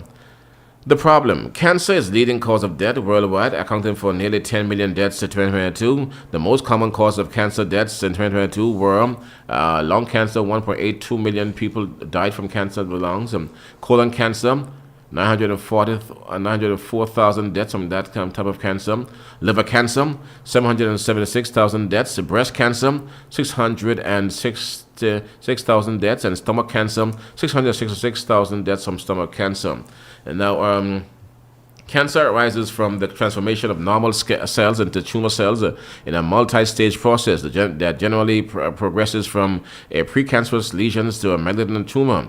These changes are the result of the intersection between a person's genetic factors and three categories of external agents, including physical carcinogens such as ultraviolet and ionizing radiation, chemical carcinogens and such as asbestos, compounds of tobacco, smoke, alcohol, fixation, alcohol, food contaminations, and arsenic or drinking water contaminated with other stuff, okay? Biological carcinogens such as infections from certain viruses, bacteria, or parasites. Tobacco use, alcohol consumption, unhealthy diets, physical inactivity, and air pollution are risk factors for cancer and other non-communicable diseases. Some chronic infections are risk factors for cancer. This is a particular issue in low and in middle-income countries. Approximately 10% of the cancers diagnosed in 2022 globally were attributed to carcinogenic infections, including Helicobacter pylori, human the HPV virus, hepatitis B virus, and the hepatitis C virus as well. Okay, so you heard that, right? So now the question this morning, and again, if you would have won here in the last 2 months, please don't call today, giving you person a chance to call. The rules that are of the game as set by our producer and the team, at the Department of Health Services, right? So, and again, the Ministry of Health in collaboration with their sponsors, Caribbean Insurance Solutions Limited, Agents for Guardian General, and sponsored and Klass FM here by Anglic. All right. So the question now is from the information, name 3 of the leading cancer was accounting for death worldwide. That's an easy one. Okay. I just gave the information, right? You heard me with that a while ago, right? So Klass FM in the morning time, 4973791 online. You're there. The question this morning is from the information given. Name 3 of the of 3 leading cancer as accounting for death worldwide. That should not be a difficult one at all in 2022. I would have given you that stuff just a while ago that I told you about all those cancers a while ago there, and I would have repeated one of them too this morning. So so no winners yet. Let's go guys. 4973791 online. Are you there? Let's see what's happening right now. And the gifts are beautiful, that's for sure. The gifts are beautiful, that's for sure, man. And I would have seen the gifts here recently, what you're winning. And these are some decent gifts you're getting there for sure from the Department of Health Services here in Anguilla, right? So any answers for me? Any answers for me? All right, so let's see what we got now going in now, guys, this morning. Okay, let me go across your Klass. Klass FM, good morning to you. Hello, how you doing? I'm pretty good. You have the answers for me? You say you want 3? I'm looking for 3 of them, yes. Okay, lung cancer, colon cancer, and liver cancer. You got it right. Congrats. One more time. Repeat for me, please. One more time. Let the people hear it again. One more time. Just one more time, please. One more time. Lung cancer, colon cancer, and liver cancer. You are my winner today, man. You just won yourself a prize courtesy of the Department of Health Services here. And hold for me, please, offline. I'll get your name right now. But for sure, guys, she had a correct down pack for you, for sure, man.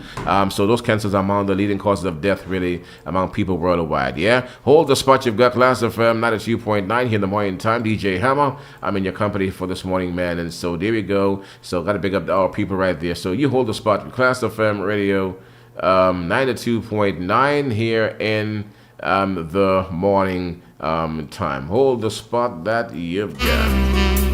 At Anglec, we welcome you to take advantage of our service options, both in person and online. Stop by our main office located in the Valley to find out more on how you can receive the best of what Anglec has to offer.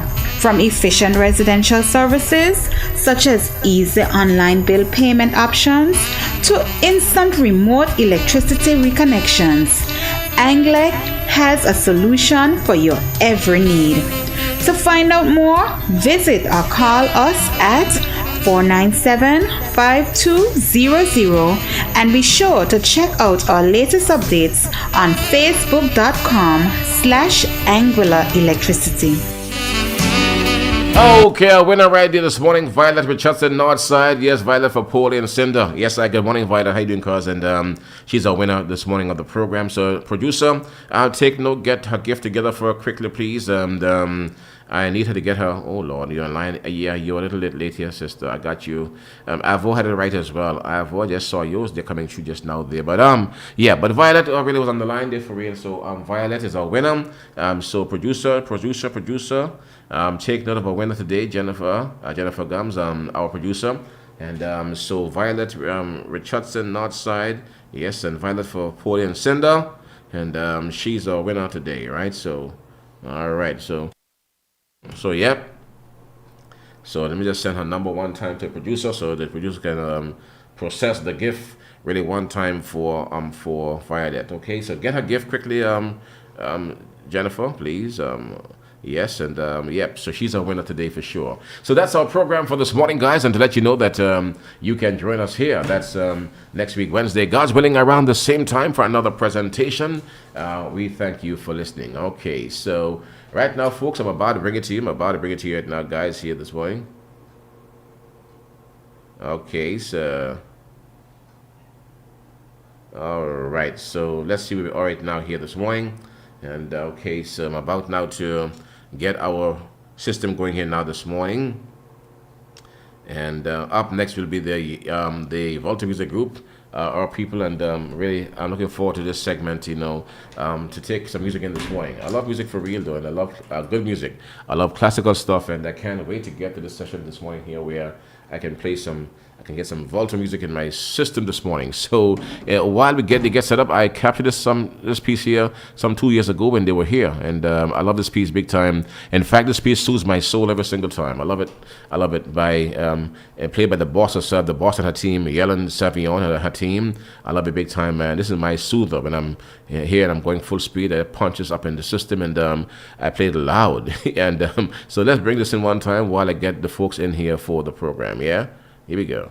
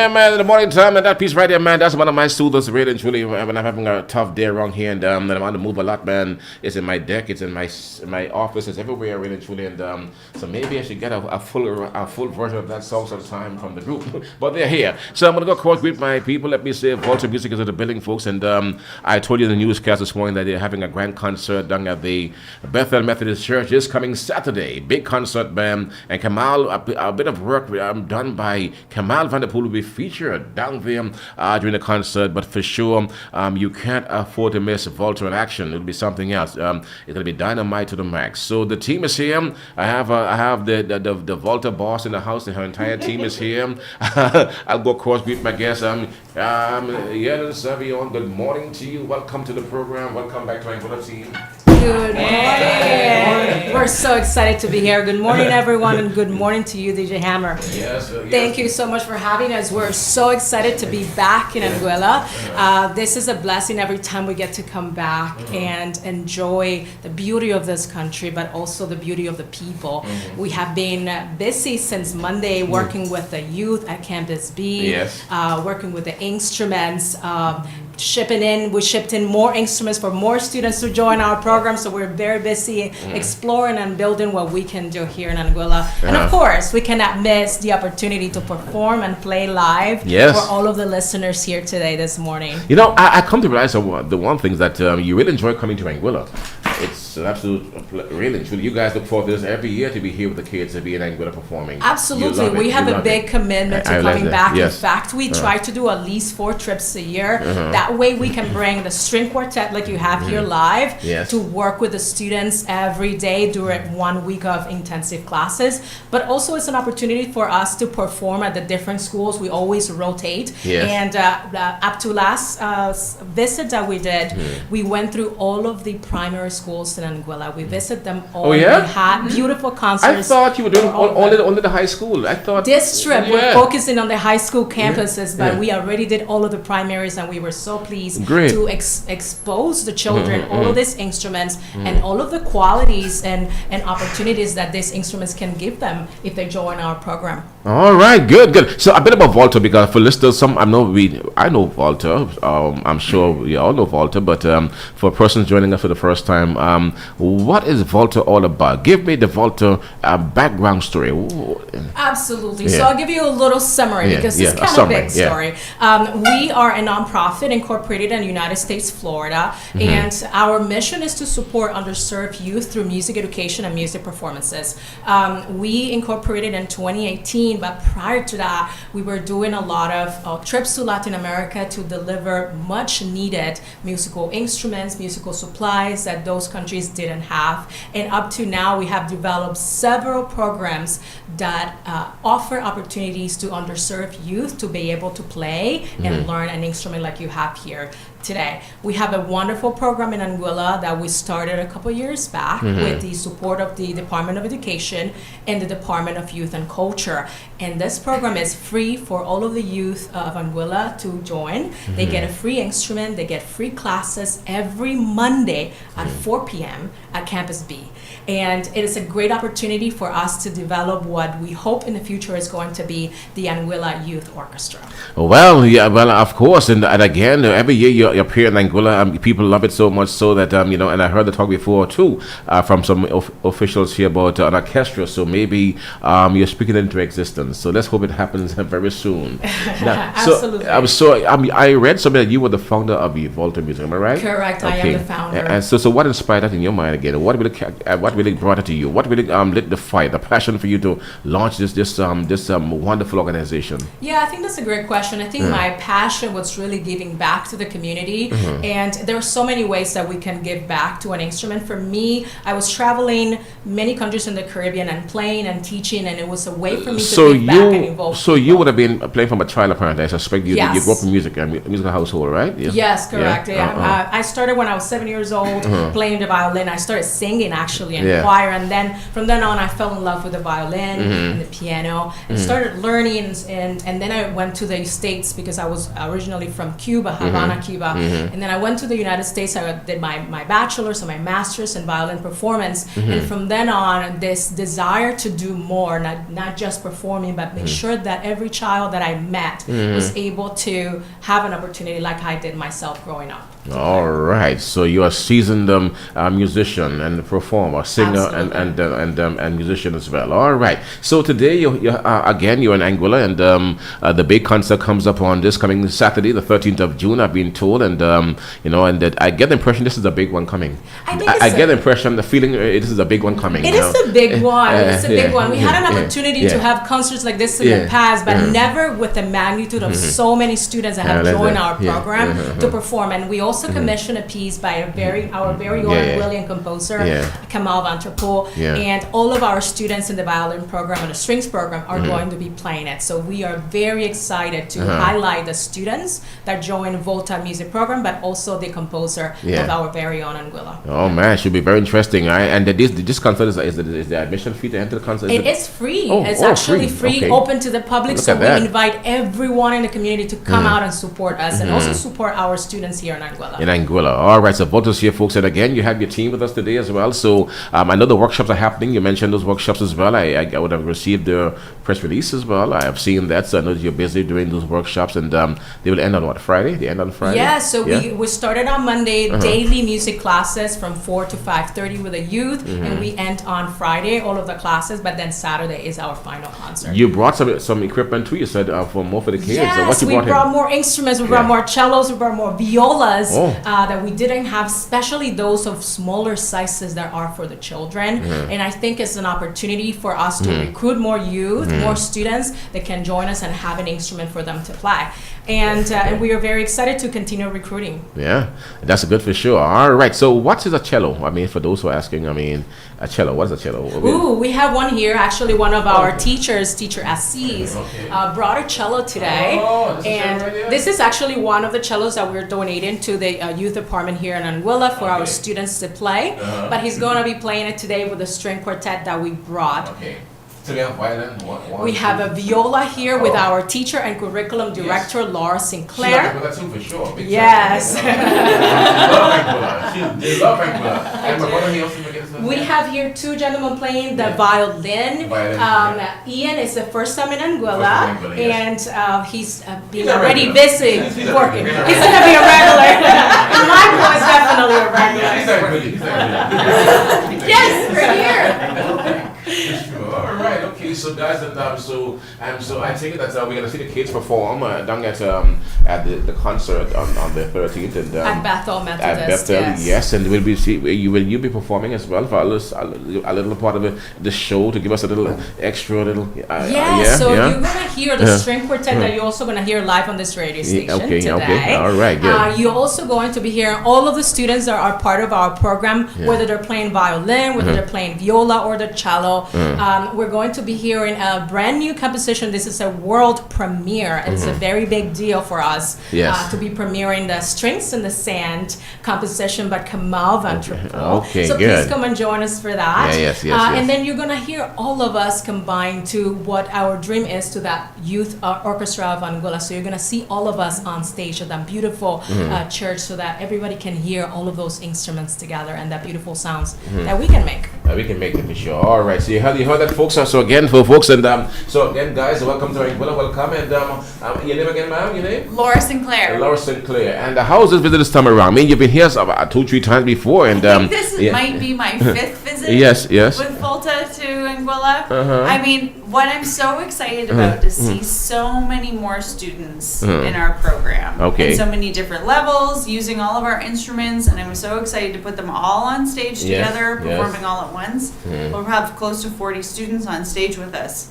on Saturday. On Saturday, and the kids are they're into it, right? They're into the instruments. Absolutely. I think there's a lot of innate musical talent on this island. Everyone plays in tune, sings in tune, makes great music. I love that. And they're curious. I think Anguillians are curious, and that's what I really That's love. for sure. That's for sure. All right. And your first time here? Your first time in Anguilla, sir? Your name? Yes, I am. My name is Aziz Safai. Yes. Aziz Safai, and I believe that you would have heard the glorious stories about Anguilla from Yellen and a friend here. These folks, right? You heard Yes, those stories? exactly. So you have to come to Anguilla this time around to see for yourself firsthand, right? Oh, I love it. I love it. I love it. And I want to say, just to continue what Laura said, the Anguillian students that I have, my little cello studio, they're amazing.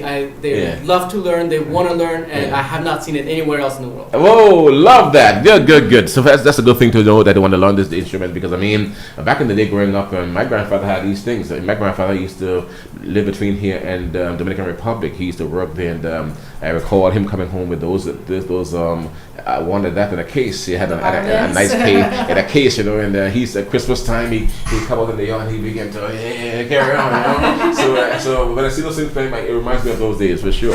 Right. So, sir, your first time here. Your name, sir? It is Ian Jesse. Ian Jesse. Hello. Okay, Ian Jesse, and your impression so far of Anguilla and the program that's underway here. How do you describe the program and the island so far? Your honest impressions, opinion of Anguilla so far? It's like a dream. It's a beautiful landscape, beautiful scenery, and just beautiful people. The students, the time we've shared, this short amount of time so far, learning so much. You've just come such a long way in a short amount of time. I love that. Yeah, that's for sure. Seeing that's the for growth. Sure. Yep. So, and that, as Yellen said, sometime very soon, let's hope we have an orchestra here in Anguilla, a whole band really of young string instruments playing, performing really a concert in Anguilla. That is definitely our dream and our work focus for some time now. You will get that at some point. And my brother, welcome back home.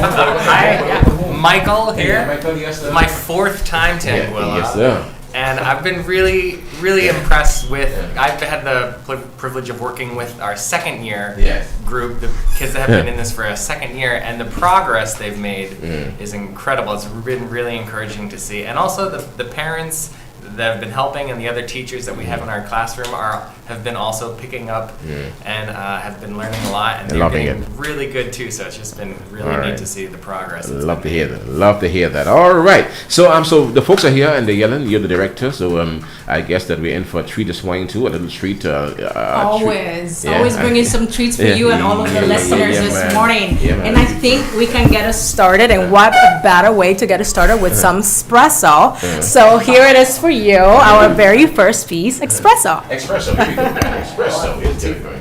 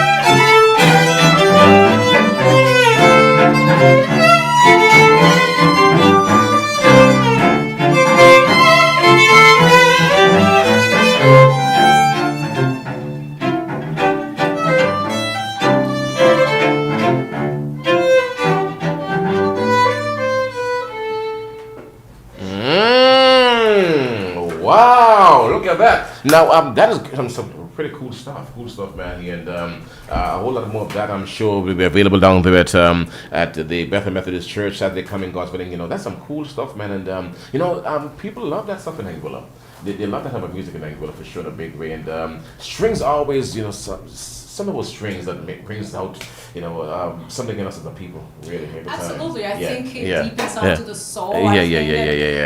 Showing how these instruments can do more than just classical music is important. Yeah, I know. Because some people just don't really know that we can do so many more things than just playing the classical. Of course, we will bring some classical today too. But it's important to see that there's so much more than the kids and us we can do with those instruments, and we can explore. And I hope someday we can play other genres on these instruments, and definitely some cool rhythms and Anguillan beats on the violin. Yeah, that's for sure. All right, so we heard that. So we heard that one. What was called? What that was called? That song was called. This was Espresso. Espresso.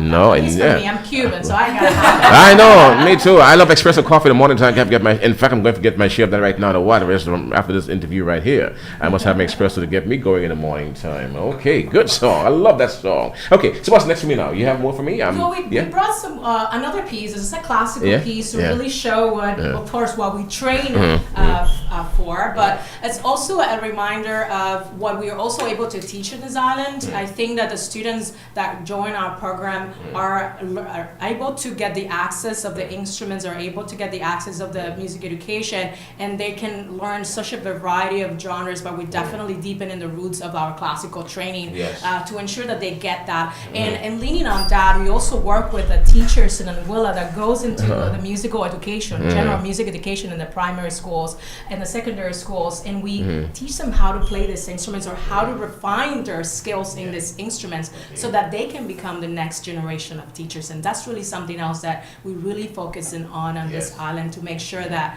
it's not just outsiders that come in like us to teach them, but also people here that are able to continue the learning process and the teaching process for our students. So we have another piece to play. This is a Beethoven 5 arrangement. So show the classical piece. I feel like you all going to remember some of this. All right, bring it to us right now. That's good. All right. Thank you.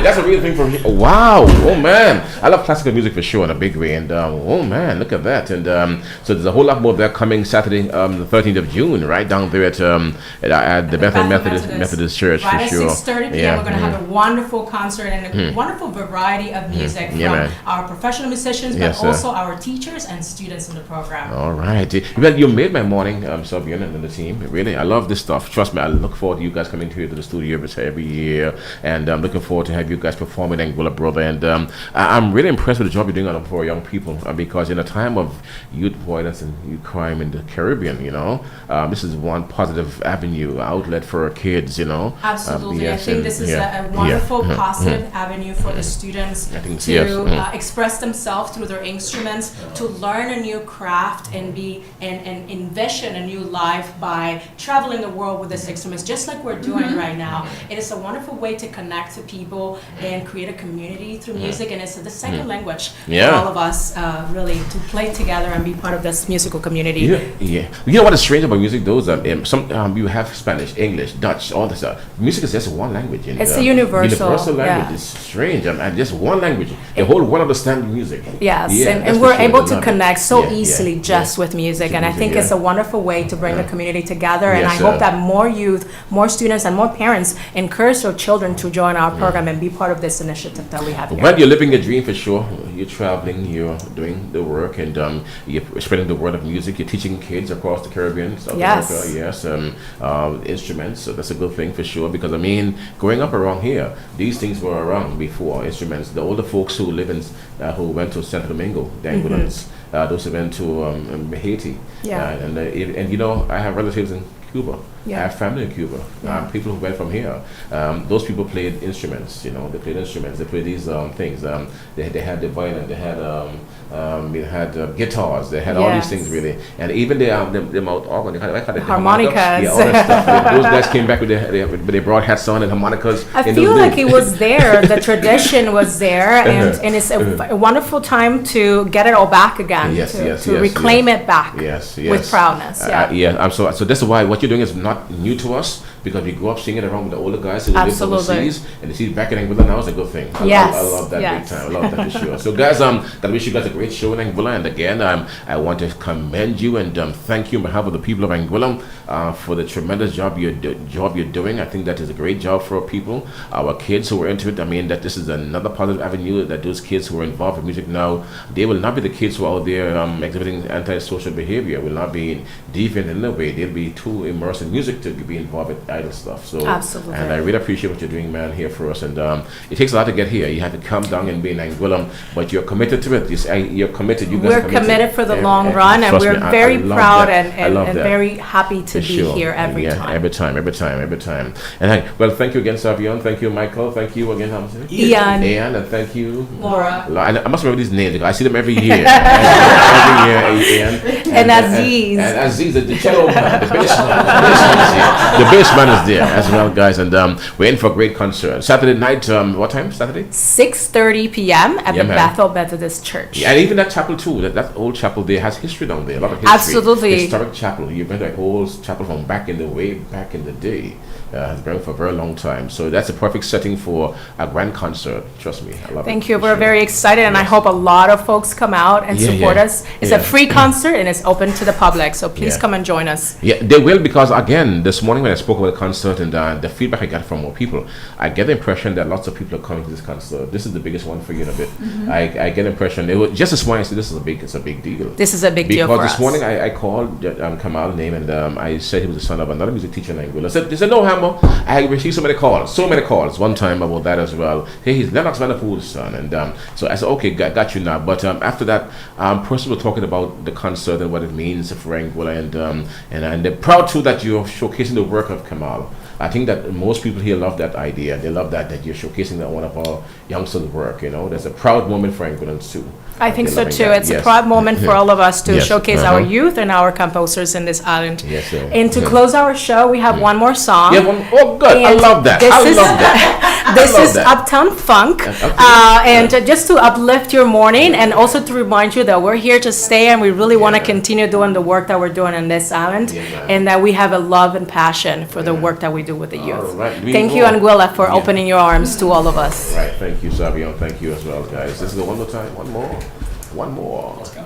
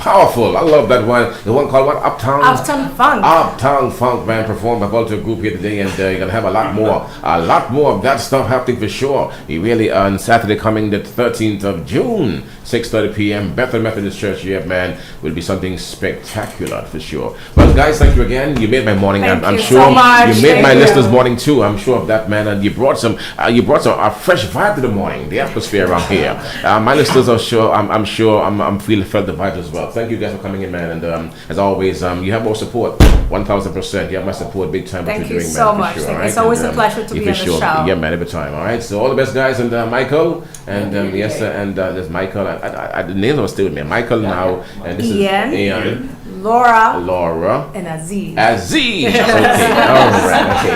Thank you guys, all the best here. Peace, have and love, okay? All the best, guys. Bye. Okay, good. Yeah, Klass from in the morning time, guys. You heard it there, man. The Volta Music Man in Anguilla, and they're here on the annual, sessions, and of course, their workshops on the way. But the grand concert will take place this coming Saturday at Bethel Methodist Church, and it's a free concert. You can't miss it. They're featuring work of an Anguillan composer, Kamal Vanderpool, man. It's gonna be something spectacular. You gotta be down there for sure to witness that big event, okay? One time. Here we go.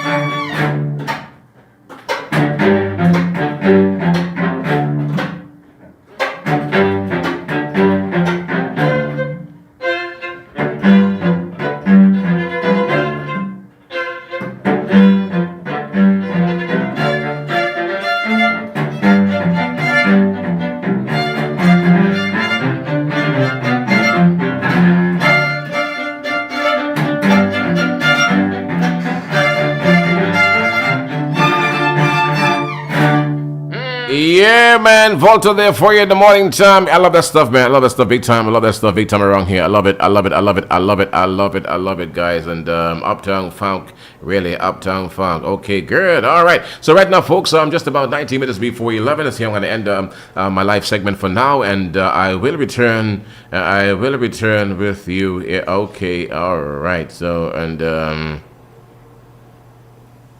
wow, Mr. Love is up at the school now with a guitar too, and performing for the kids. Look at that. Love lifted me. Mr. Love. What a guy. What a guy. All right. All right. So, guys, and so right now, folks, I'm about to ease out of here, but I'll be back in a bit to 12 noon. I have a special event coming up with the Ministry of...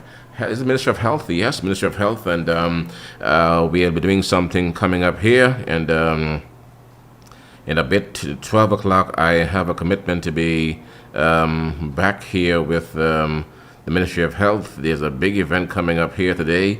Yep, and I have to tell you about that. Ministry of Health, their Glow Fit program is about to take place this coming. Is it going down this weekend? Yes, man. The Glow Fit event and all part of the Get Fit initiative being brought to you by the government of Anguilla. It comes up on 7 p.m. Yes, this coming Saturday. A Glow Fit event, Ultimate Fitness Fed, will take place here in Anguilla. Move Your Body campaign, and we're gonna have Ministry of Health officials, Sports Department officials in here with us at 12 noon, and a special Klass FM special will happen today at 12 noon. I'll be in here with presiding over that session today right here on Klass FM, right? So just to let you know that. So Mr. Love is up at the school now playing Love Lifted Me. Oh boy, it's the love of the kids in the school now.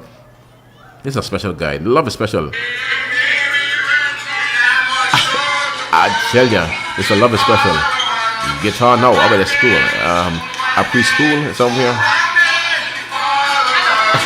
I tell you, this Love guy, Love man is special. Yeah, you must love him. You gotta love Mr. Love. You got to love Mr. Love. You got to love him. The guy is that special guy.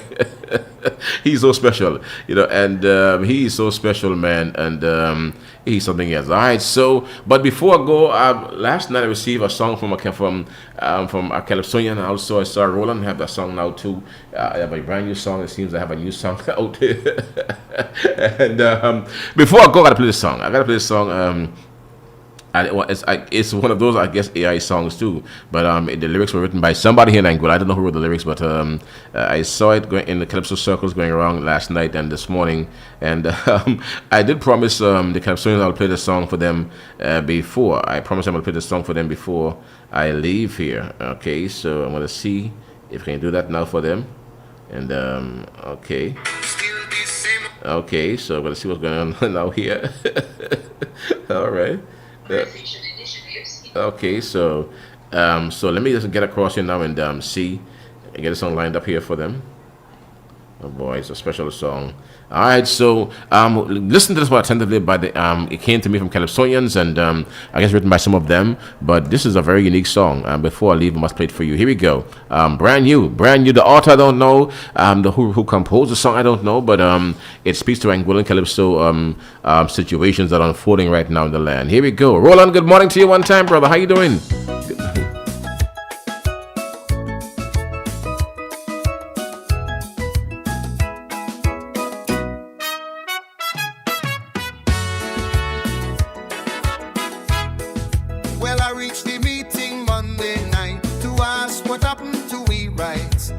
Calypsonians waiting long, wondering what really going on. Mark sit down, looking calm and sweet. Cross his hand and lean back in his seat.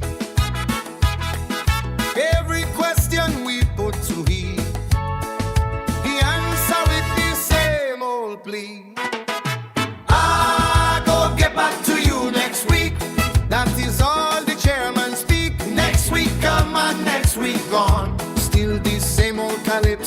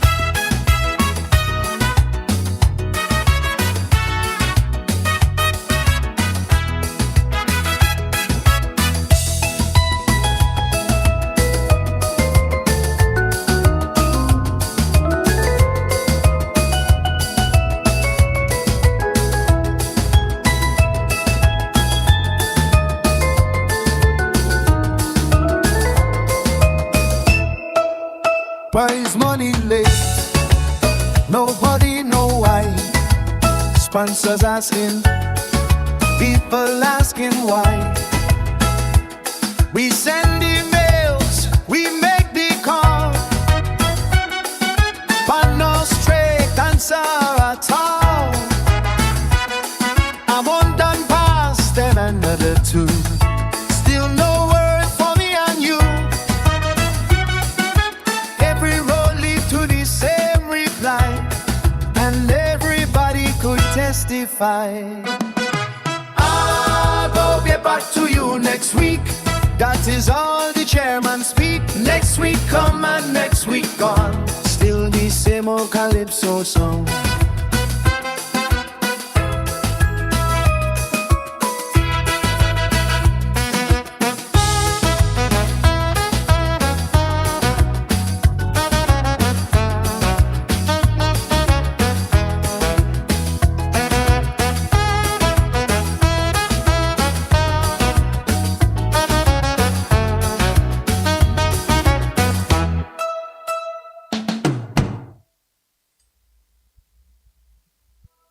I'll go get back to you next week.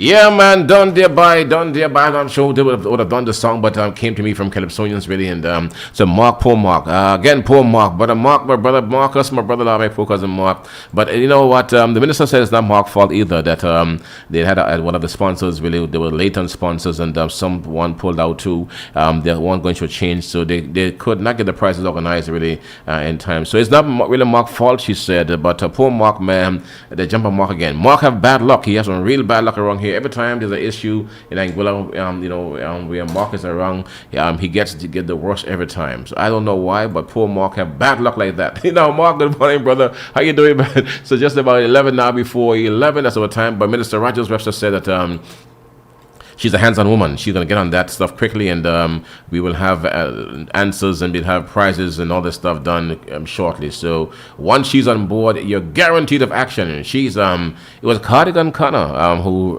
best described Shelia and how she works. He said she's a pocket rocket. I love that one. A pocket rocket, man. She goes up the road one time, 0 to 100, and she's going to work on that for sure, definitely. So that will be resolved shortly for sure. But Mark, brother, good morning, Lord. Again, boy, every time Mark had the luck where they just pong him every time. They pong Mark. Mark is a guy who people love to pong for some reason. I don't know why, but they just pong him all the time. But poor Mark. But that's how it is. Brother, good morning to you and all the best. So peace, folks. You hold the spot you've got here, Klass FM in the morning time. JMS Department Store, the blue building at the far end of the former Jumbo Plaza, Water Swamp Road, is having a huge 50% discount blowout sale. Yes, you heard me right. A massive 50% discount sale of all clothing store-wide. Come on down and grab these sizzling hot deals on men, women, and children clothing in various styles and sizes. Don't you dare wait until it's too late. These amazing low prices won't last forever. Spread the word around town. JMS Department Store is now having a 50% discount sale on all clothing. Remember, early shoppers catch the best deals. JMS Department Store is the place where you pay less for more. But I'm always willing to go, so you better let God drive your life. He knows where he's going, he knows what he's doing. So take a backseat and enjoy. It's a pre-Father's Day planter sale going down on Sunday, June 14 from 10 a.m. to 4 p.m. at Net's Residence in West End. On sale, ornamental plants, herbs like mint, lemongrass, and basil, garden decor, soil, pots, fertilizers, and so much more. You can't afford to miss this massive pre-Father's Day planter sale at Net's Residence in West End on Sunday, June 14 from 10 10 a.m. to 4 p.m. I will see you at Nets in West End this Sunday. How I'd love. Okay, just to say, folks, that we found that the owner of the saw came by and we went through the process, and it's his saw really, and he gave me details, specs on the saw, and that are really there, marks on the saw too, and make of the saw, the size of the saw blade, the certain particulars of the saw the owner was able to give me. So that is his saw, all right? So he found it. I'm happy for that for him for sure, man, because, man, to lose your tools out there like that is rough, right? So we have, we found the owner. Owner came in a while ago and identified the saw correctly. Before bringing it out to him, I asked him about the saw, and he gave me some fine details. The stuff I was looking for on that saw. So he gave me all that information. So I am satisfied sufficiently that he is the owner of that saw, power saw. All right. So folks, right now we are now at 7 now before 11. You hold the spot that you've got. Klass FM here in the morning time. Just warn, it's one. Introducing the new Precious Gem Super Ticket from Caribbean Lottery. 4 games in 1 ticket, 62 chances to win, and the chance to multiply your prize up to 20 times. Scratch to reveal diamonds, rubies, emeralds, and sapphires, with prizes up to $200,000. This isn't just a scratch ticket, it's luxury in every scratch. Grab your Precious Gem Super Ticket today at Caribbean Lottery retailers island-wide. Must be 18 or older to play. Please play responsibly. Nevis Mango Festival, the sweetest festival in the Caribbean, from July 2nd to July 5th, 2026. Experience the tastiest festival starting on July 2nd with Nevis Goes Mango, an island-wide event. Then Supper Club at the Four Seasons Resort, hosted by headline chef Eric Ajapong out of Washington, D.C. July 3rd, be a part of Mango Mania, and in the evening, the festivities continue with Penny's Beach Bar Crawl. On July 4th, join the Mango Passport Food Tour, and then Sunday, July 5th, the most anticipated Mango Festival signature event, For the Love of Mango, featuring over 50 sample chefs, chef competition, and the Mango concert, and so much more. For tickets, go to www.nevismangofest.com. And for all things mango, visit Nevis Mango Festival on Facebook and Instagram. See you in Nevis. Building contractors, property owners, and developers, your ready-mix concrete woes in Anguilla are over. Introducing Primex Concrete Services. You heard that right. Primex Concrete Services, powered by a revolutionary, progressive, and experienced team, boasting a super clean record in all things construction related. Call us today for all your ready-mix concrete needs. You are guaranteed of only the highest quality international standard concrete at the most competitive prices on the island.